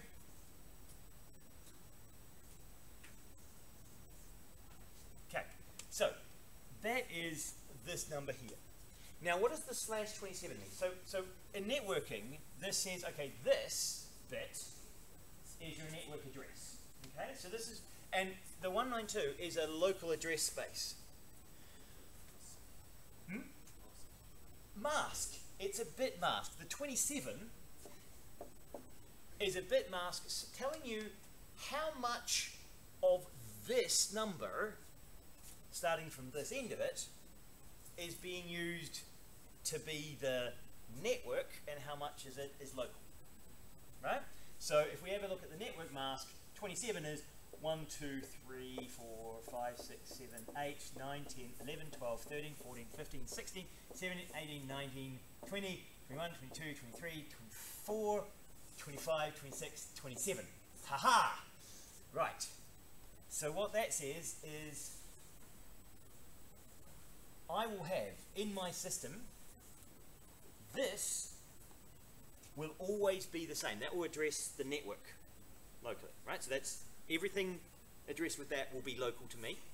And I only am allowed to have network addresses up to 5 bits, right? So I could have at most 32 minus a couple of bits probably. So about 30 local machines, right? So if you have a network E here with a /27, right?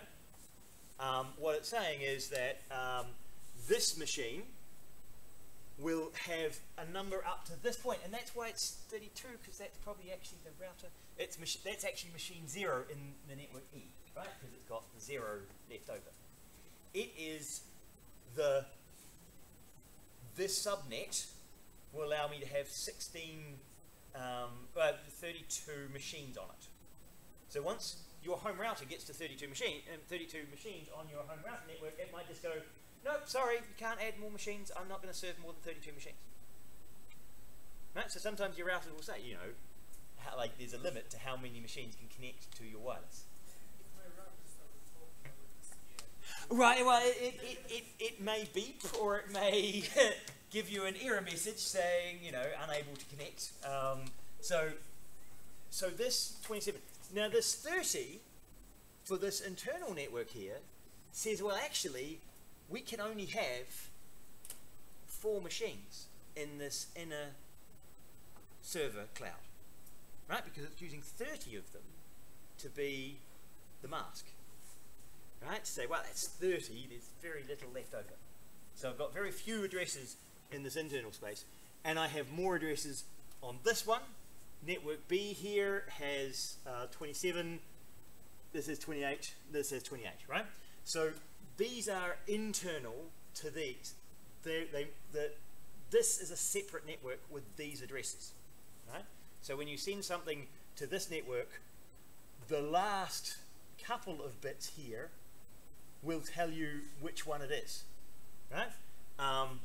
But you won't be able to you won't be able to have a lot of machines all with that address pool, because the mask says, no, we only address things they only have local addresses for these last few bits.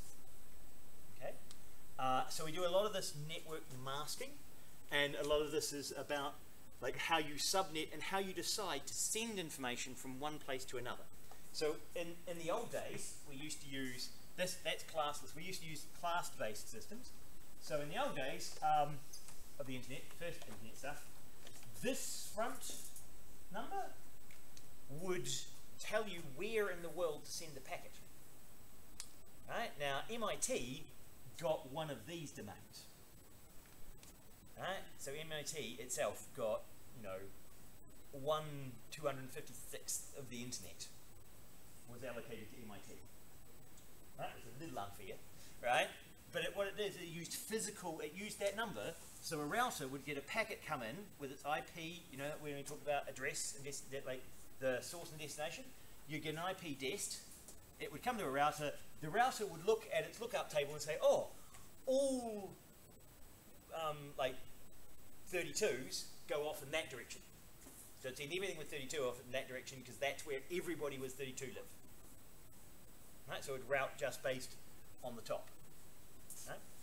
But that's not, so just routing on the top end is not going to be great. Right? Because once you run out of space and you need to share out IP addresses, you might have different blocks of this. This no longer means North America. Right? So if you look at the IP ranges you guys have at home, most of those are Norwegian. Right? You can actually work out location from your IP address. And that was because they used IP addresses at those big things. Okay, Norway will get that range of IP addresses, Sweden will get that range, Denmark will get that range. So they thought of them like phone call numbers, right? But once you get into kind of, oh, we're running out of space, Norway doesn't need as many as Sweden because you've got fewer people. So we need to start eating some of Norway's allocation and giving it to Sweden, and then it no longer means where you are in the country, and so we start saying, we can't use just those heavy bits at the front to tell us exactly where to route things.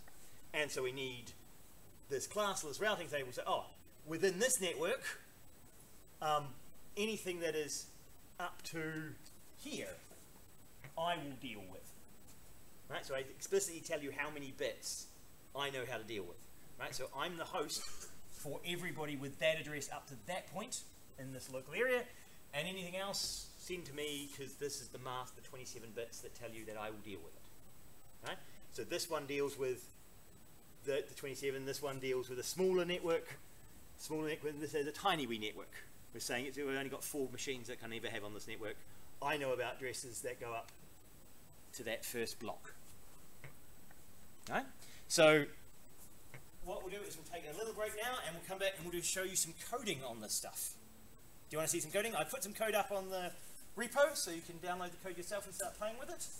And we'll start playing with some code on TCP and bitwise operators. Okay, so take a 10-minute break. 15-minute break, and we'll see you back shortly.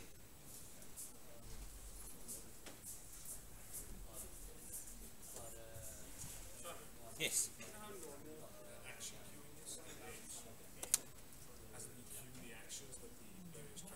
Yes. Yes. Hmm?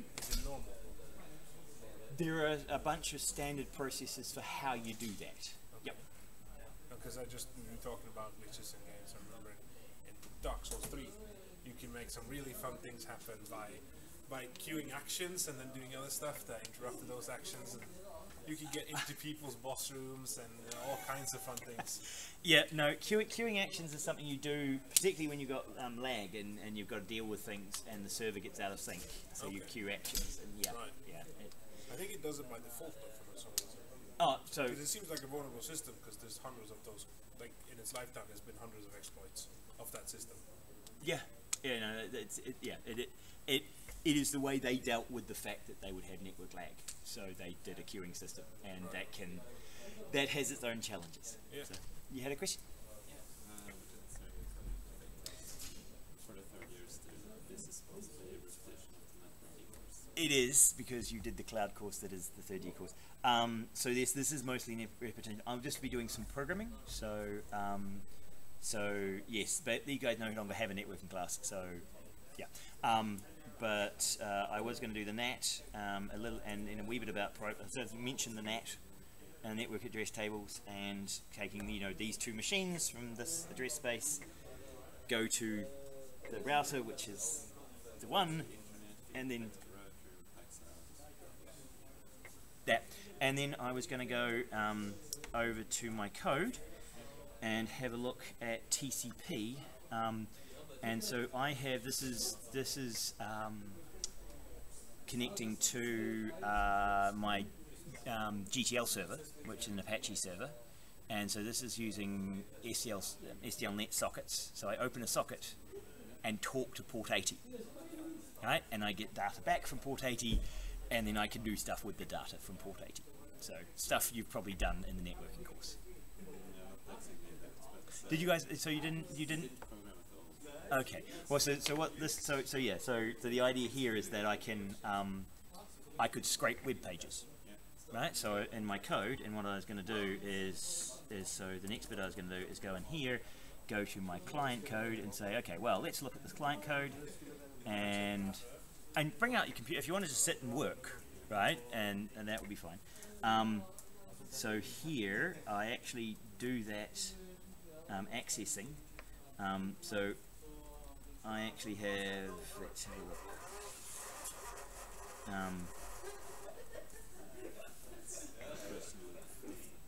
Yes, more and more compressed. So here you can see I actually do a WebSocket received, printf received message in. So I think I've got that right. So if I'll just check that I'm actually doing that. Result string. Actually that's not there, it's in this bit of code here, result string there. Yeah, so basically what you do to is you have to do, it's a little annoying, you have to do this bit, right? So you create an O stream and you do request string get address string, and into that you pass in HTTP1 host name, connection close, and user agent, because the header. Yeah, you manually write the header in C++, right? And so you pretend to be a web browser, and you can put anything you like into the get, but also you just get a string back of the web page. And so you then have it directly in your C++, and you can start deciding. Yes, it's a text dump of the Wireshark entry, but it's directly into your code, so you can start actually coding. Yeah, so what we do here is I'll actually, let's see, so I've done the TCP open. I'll actually grab because I want to move this out of, I don't have to move it out of here. But yeah, so what it does is so yeah, what we'll talk about is you push that, as a coder, you push that into the packet header. You then set a request length. I set length as request length +1. So I do a request string stream, and then that gives send request C, and I do SDL TCP sent. So SDL TCP receive, this line here, that TCP receive line gets the response from the web server into a buffer, and you just check if we've got bytes back, then that's good. And when we have bytes back, you can show the result.c string, because it's a, yep, so you do this line here, which is standard string results equals response. Immediate that turns it into a string, and then I do a straight printf of the string, which is why in here I get response and then garbage, right? And the reason I get garbage is because I didn't null terminate the response, because the response you get back isn't null terminated, right? So you have no zeros in it. You just get, so this was whatever garbage was in my memory before I put this received packet into it. Right? And then from that you can then process your string in standard ways, right? So you do, you know, I take my result stream, so I create a result list, which is a list of scores, because I have, this is a high school list, right? So I create a list of scores, and I take the in stream and I create an individual, and I then put the stream and I feed it directly into the position, and if it's not end of stream, is not false, then continue, and I go the stream score, put it into score, and then put it into, so put a name, put it in score, and then I print out position name as a Z string and a score. So yeah, but no, so that's what I'll be doing. So you can either stay or leave, but I'll be going into programming. So. But I need to test something. So while you guys go on, I'm going to test pointing at a different server. Yes? Why do I use end of file rather than good? Because I'm a C programmer and I've always used end of file. So I have bad habits from the old days where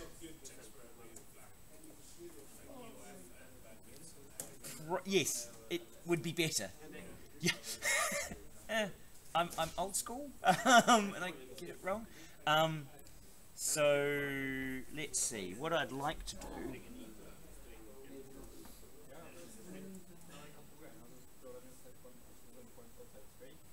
So what happens if I do www.ntnu?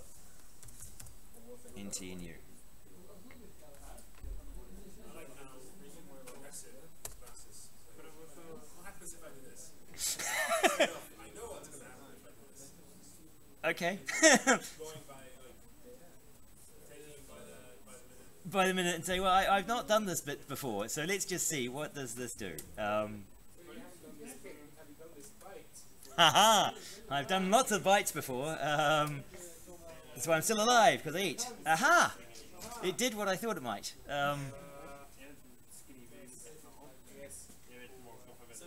It gave me bad requests, and it asked for a bad request. Your browser sent a request that the server did not understand, break PH body NTNU port 80. So it did what I thought it would do if I asked for a bad request from, that's nice. So yes, you guys can do that as well. So if we, so GTL will understand my request, but NTNU won't. But I can then start. This is a way of scraping web pages in C++. So it's going to be fun. But yes, okay.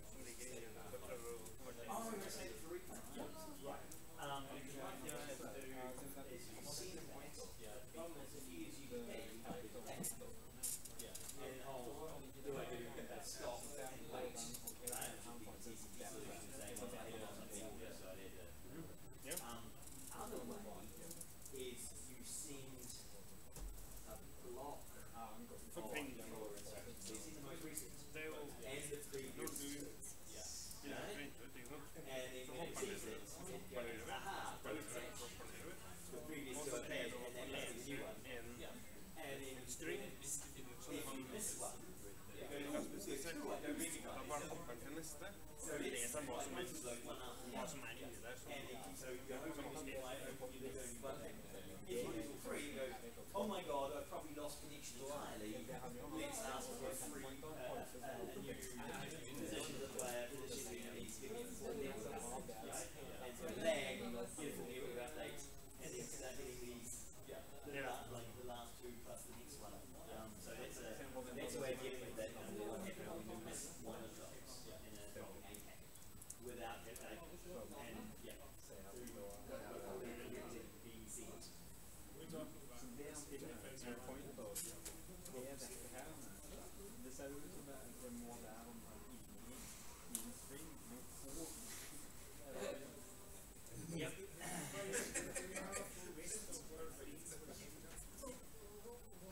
On the game before we don't have themes yet. So themes need to come out later. What would you Metroidvania. That would be an odd theme. We could do that for free theme. Do you guys have access to the repo that has this code? There is a GitLab repo.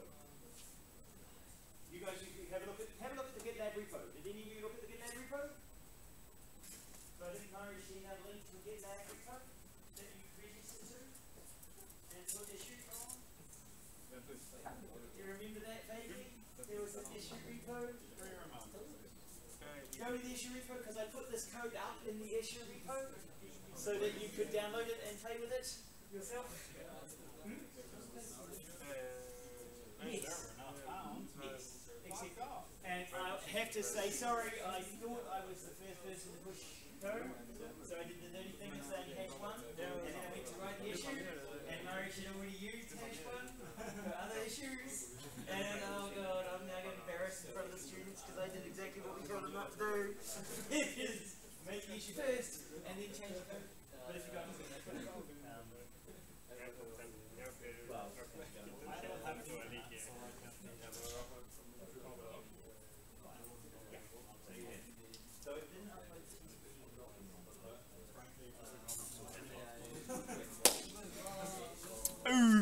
okay, right.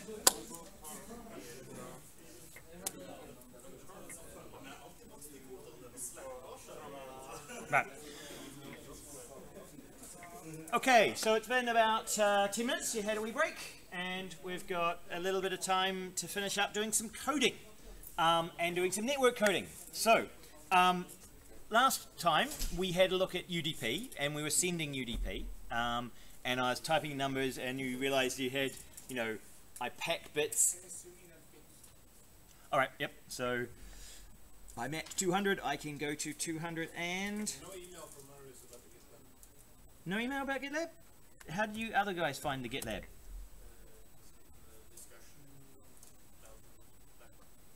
Okay, so it's on the it's a link from the discussion in Blackboard.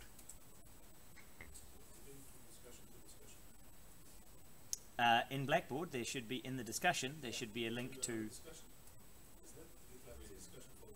Oh well, it's an issue tracking forum. So it's not a discussion forum. It's an issue tracker. So GitLab is like Bitbucket, a repository for storing code, and you can write issues related to that code. So if we go escape, and I go to GitLab.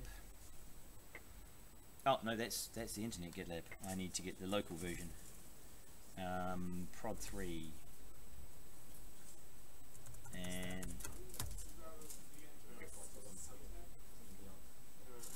I don't know.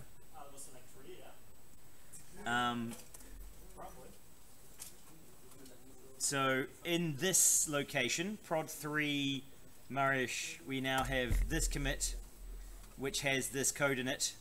The README, I don't know if I'd trust. It's empty. So I need to update the README because I was doing this last night.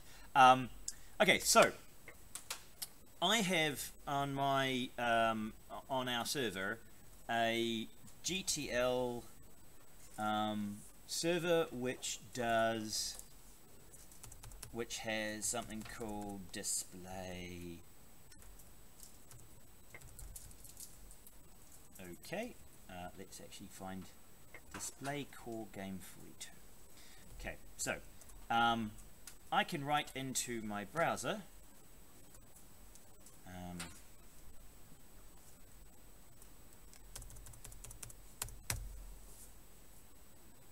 right, so if you have a look in here, GTL/display score.php game ID equals 42. I actually have oh, you not get in. No, it's the browsing is not getting any images, right? So this actually is a high score list for some of my students, right, where they can register and they can push scores to this high score list and then ask for a list of scores and they get a list of scores back, right? So it's just a web page. It generates number 1 is Simon with 6,000, number 2 is Jacob with 5,200. There is also game 4 is one of the games. I think game 5 has a few scores in it. So you know, there are some scores. These look relatively fake. And I was able to do various things with my PHP to do things like ampersand from equals 10, which would give me the 10th highest score, and then I could do and num equals 2, which would only give me 2 of scores, right? So it'd give me from number 10 for 2 scores. If I ask for 20 scores, it'll give me up to 20 scores, right? So this is a server that is running, giving me high score lists. Now in code, I can say, okay, that's my GTL server there.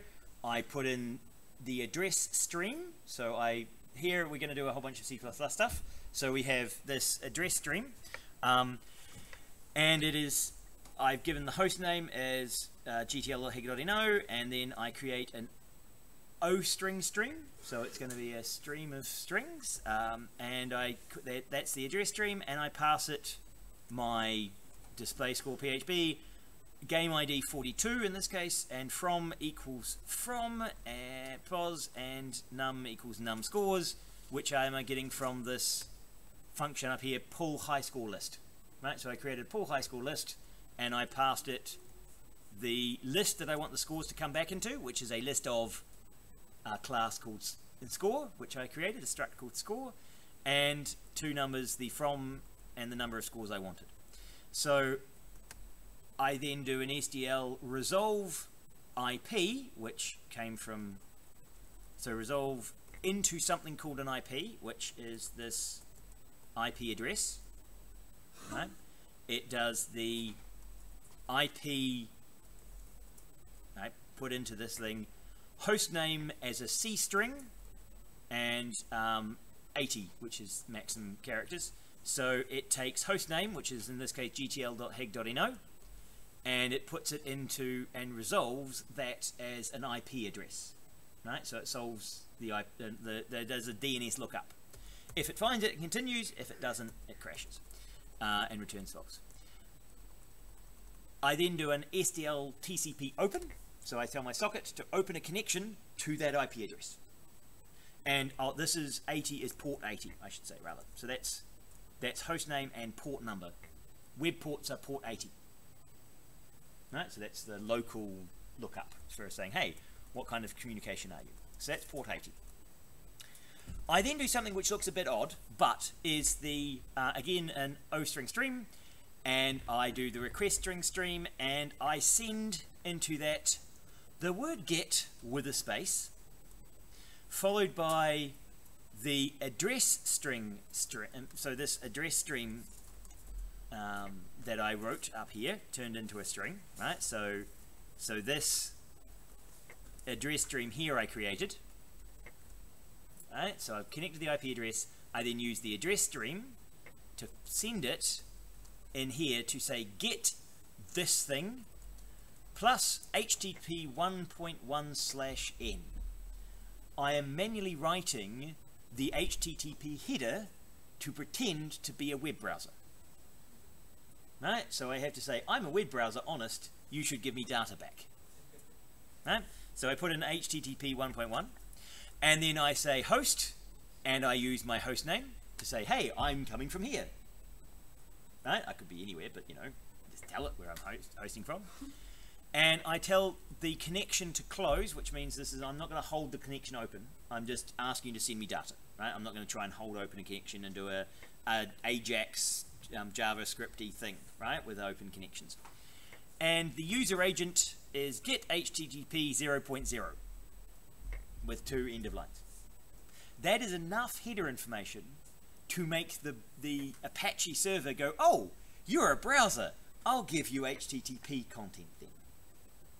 Right, so having done that, I take that request string, I take the string, I turn it into a request string, a standard string, right? Because that's currently a stream and it doesn't like strings. So I get a string. I take that string and I create a length is the request string plus 1, unfortunately, because I need a padded bit at the end. And then I send the C string of the request as a void pointer. So I just send the raw data to a TCP send socket, right? So I take a TCP and I send that string I constructed, right? Which makes me look like I'm an HTTP, I'm a browser. So I send that in, and if I get an error, it then prints out what the error was and exits. Right, so that is setting up to send via TCP a request to a browser. I then set up my response. I say, okay, I'll take a 2048 buffer, I'll make a character response buffer of that length, and I'll take bytes and I'll receive a bunch of characters back. And so I do TCP receive, saying, hey, I sent you this, I'm waiting for stuff to come back. If I don't get anything, then I say, that was odd, I should have received something, and exit. Then I go into, I turn the response that I got back, this response thing here, I turn that into a string. And then I print the string. Right? I do a printf of the C string. So, if we have a look at how that code actually looks, when I go, now, if I go with this and I close that one, and I build, dun, dun, dun, and I build and run.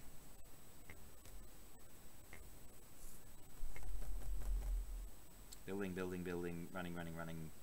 Okay, so what I get here is from the result string that you see up here, which is what I printed here, result string, :space, and then a %s, and I get HTTP 1.1, 200, okay, you're a browser, I'll give you data.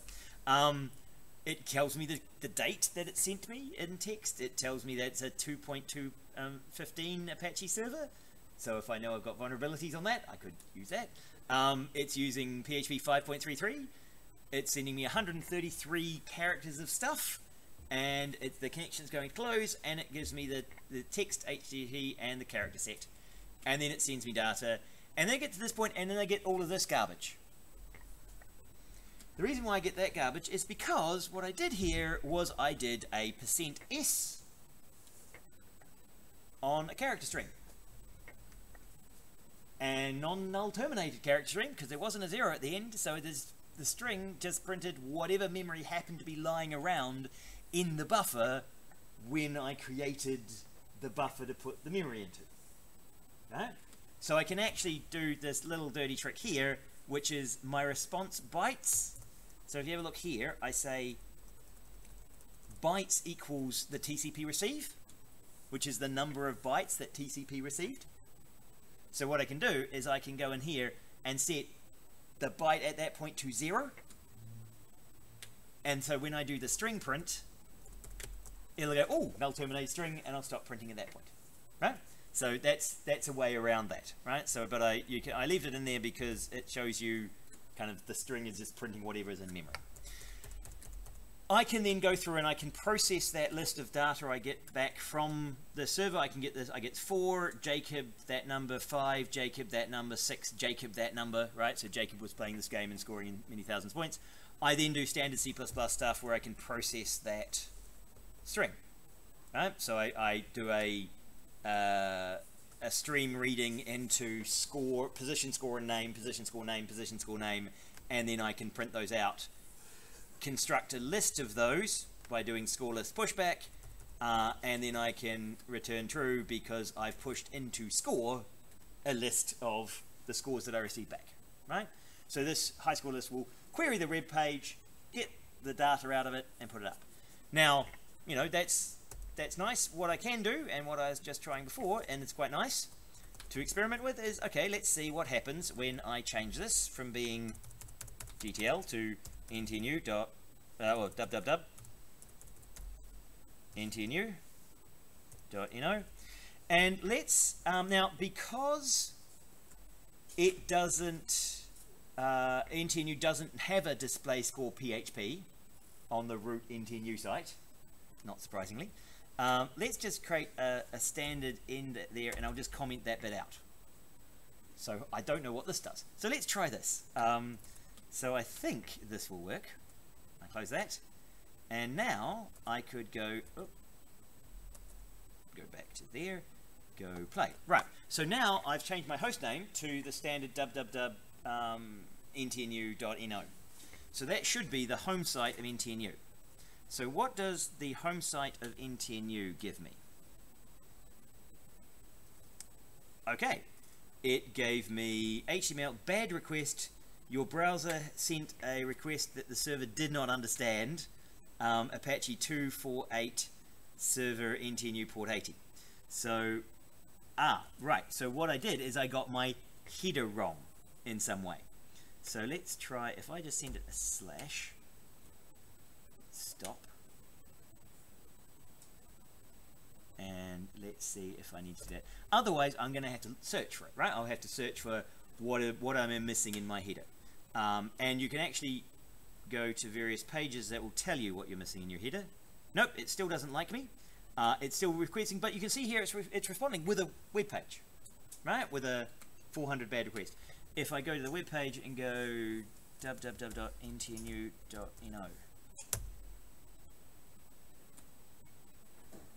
right, so what I should be getting is the source back from this. So if we have a look at inspect, right, what I need to find is how I get this big doc type, and it'll be because my HTTP header is wrong, right? I'm sending the wrong request. So if we have a look at, so it's using a different Ubuntu Apache version, and so what I need to do is go HTTP header, and we go into here and we start asking for oh, it's sleeping. Right, so so here, if you go and have a look at the HTTP header list, you can go and find the HTTP headers and file names and values, and you can see what the field requests are. And so, oh right, so maybe that's what I was doing wrong. I wasn't, so what I had cut out that I wasn't supposed to cut out was that in here I was doing get and a dev stream and HTTP 1.0. So I need to actually do a get of something, right? So if we have a look at the web page, we should be able to find get request types, get. So request method get, and it should be web applications C safe methods. So I need an example of a get header. So show me the example of a get header. Okay, let's go. Example of a get header in HTTP. Oh, HTTP. So header fields, tutorial points, requests, HTTP protocol headers. Right, so except, for example, encoding, fields, example, authorization. Right, nope, that didn't help me. So this is basically the process by which you try and manually work out what the header is to send to the right location. I'll just see if I have in here the address stream. If I go and look at this address stream and say, well, actually what I was missing was, is there anything I was missing from here that it should have had? Assuming that that should be okay, and then that would be okay, and then get errors, get the address, host name, connection close, actually get. So we'll stop that and run. So the main point here is once I've fixed this code, I'll send it to you guys so you can play with manually scraping web pages. It works on my web browser, but it doesn't work on the NTNU web browser. So the NTNU web browser is saying, hey, I don't understand what you're asking for. If I point it to another web browser, where's someone else that you guys know about? Another location? Anywhere? I wonder what Google will do. I have no idea what Google will do. Let's see. So if we browse that and have a look at what does Google do when I try and connect to it with a request?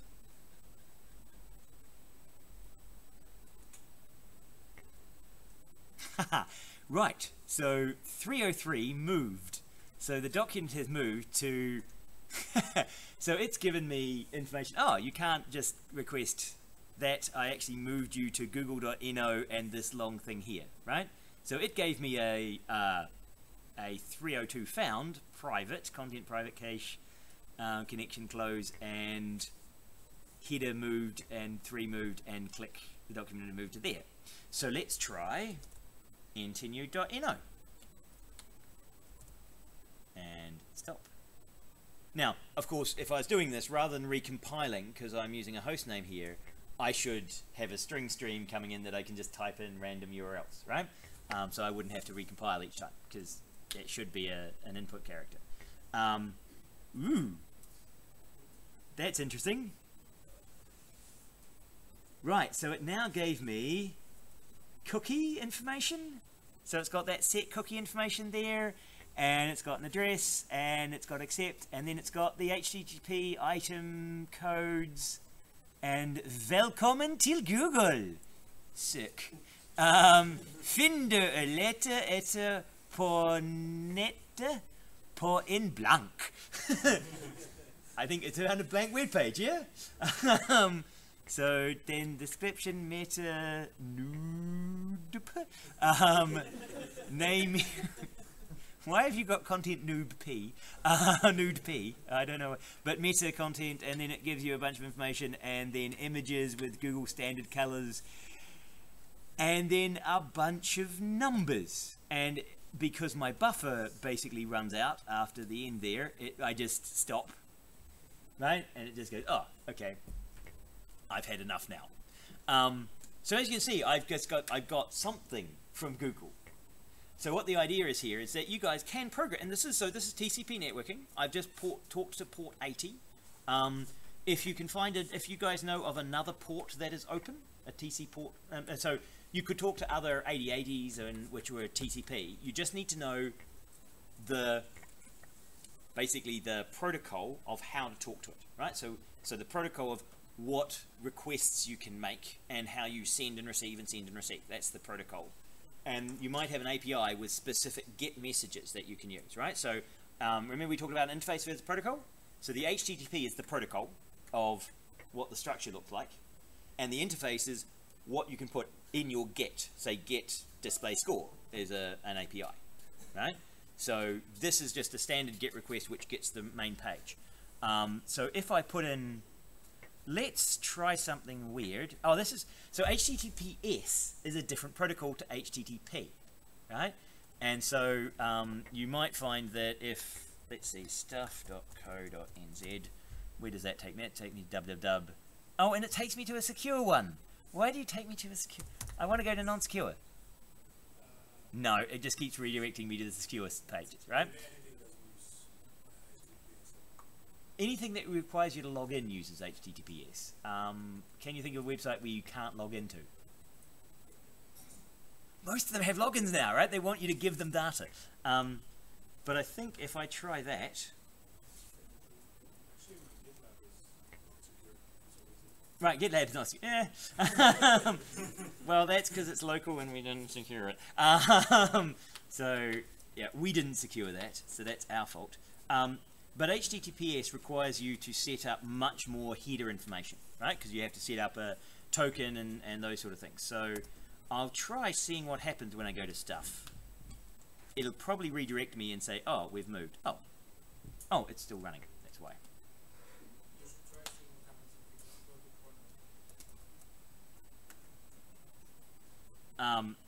I don't think I need to do that. So, why was it still running?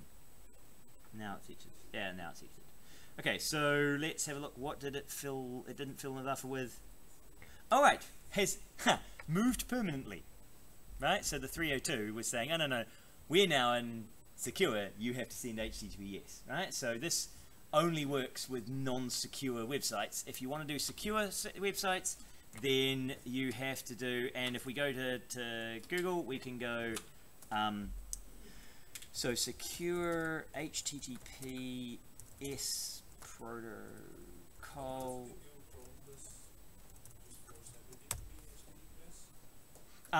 No, it doesn't. It has to force everything. I think if it can find the HTTPS version, it will give you the HTTPS version. Right. Yep. On whatever you've got. So so you'll find people who are doing this, and with secure sockets you then have to do a whole bunch of SSL and additional things, and so secure requires more work. But the idea here is that you guys can write, and you can write code that connects to web browsers. They're just a server, they're just a network port, they're just an IP address. You ask them stuff and they give you stuff back. Right? And if you can work out the protocol that they're using, then you can work out how to get whatever information they're sharing back. Right? The first Java program I wrote was a networking program. I scraped gambling websites looking for odds to see if I could ever bet and always be above 1. Right? So you like bet for New Zealand and Australia, and for Australia and New Zealand, and for Sweden in Norway, and for Norway and Sweden, because, you know, people are emotional. And you see if you can get odds on the sporting event where you can bet $1 million and end up with $1,010,000, no matter what the result, right? And the closest I got was 0.99. So from that, I decided that gambling companies were probably doing this already and working out to balance their odds so that nobody could actually do that to them and end up just betting massively across multiple platforms to always win, right? So yes, I had hopes, but yeah, it didn't work. But that was doing this process of going to pages, opening sockets, saying, hey, I'm a web browser, give me information, and having them give you information. Right? Now, legal? What do you mean, is it legal? I'm just browsing public web pages. I'm not faking anything. I'm not breaking any of the rules. You could argue that your no robots text, right? So you guys know in web browsers, you can, like, if you're on a web page, you can set no robots, which is a kind of request for people who write scrapers to not scrape your page. It doesn't actually stop them. It just says, hey, please don't. And if they choose to, they will anyway. And so, yes, you can scrape whatever pages and create your own web browser, right? And actually, if you run a web service, you'll find that a lot of the hits you get on your web page come from web spiders written by university students and just all over the world who are just randomly wandering around pages grabbing content. Right? Because that's what you can do, right? There are some universities that had this as an assignment, which is write a web spider. And in C++ or Java, you go around and you just scrape a bunch of web pages and extract content from them. Right? So yeah, it's just networking, and you just use here. You can see host name. This is localhost and a port number 5000. Right? And the low ports are all taken up with important services, and you can look those up. Port 80 is generally browser. Higher ports, whatever you like, right? Random things are up in higher ports, and often you can open up your own higher port. So, do you have any questions that we should try? I'm sorry, I can't do secure networking in the 10 minutes before we're finished, but we could certainly look up something like SDL net secure HTTPS. So there may be someone viewing this with, can you do SSL? Yeah, so there are people talking about, I'd love an SSL tunnel for SDLnet. So yes, so you can do SDL tunneling. There are various ways of setting up SSL, so secure connection to a browser, to a web server, and do that connection that way. But yeah, it requires more programming to scrape those. Any other questions you have? I do have like a website that doesn't have HTTPS. Okay. Give me a website without HTTPS.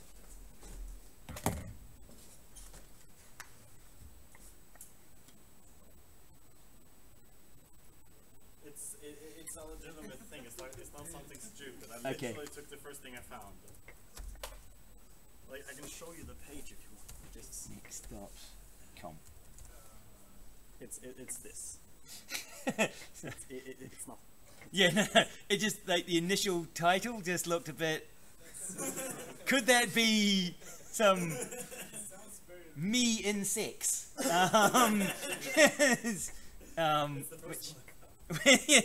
Yeah, well, I'm trusting you here.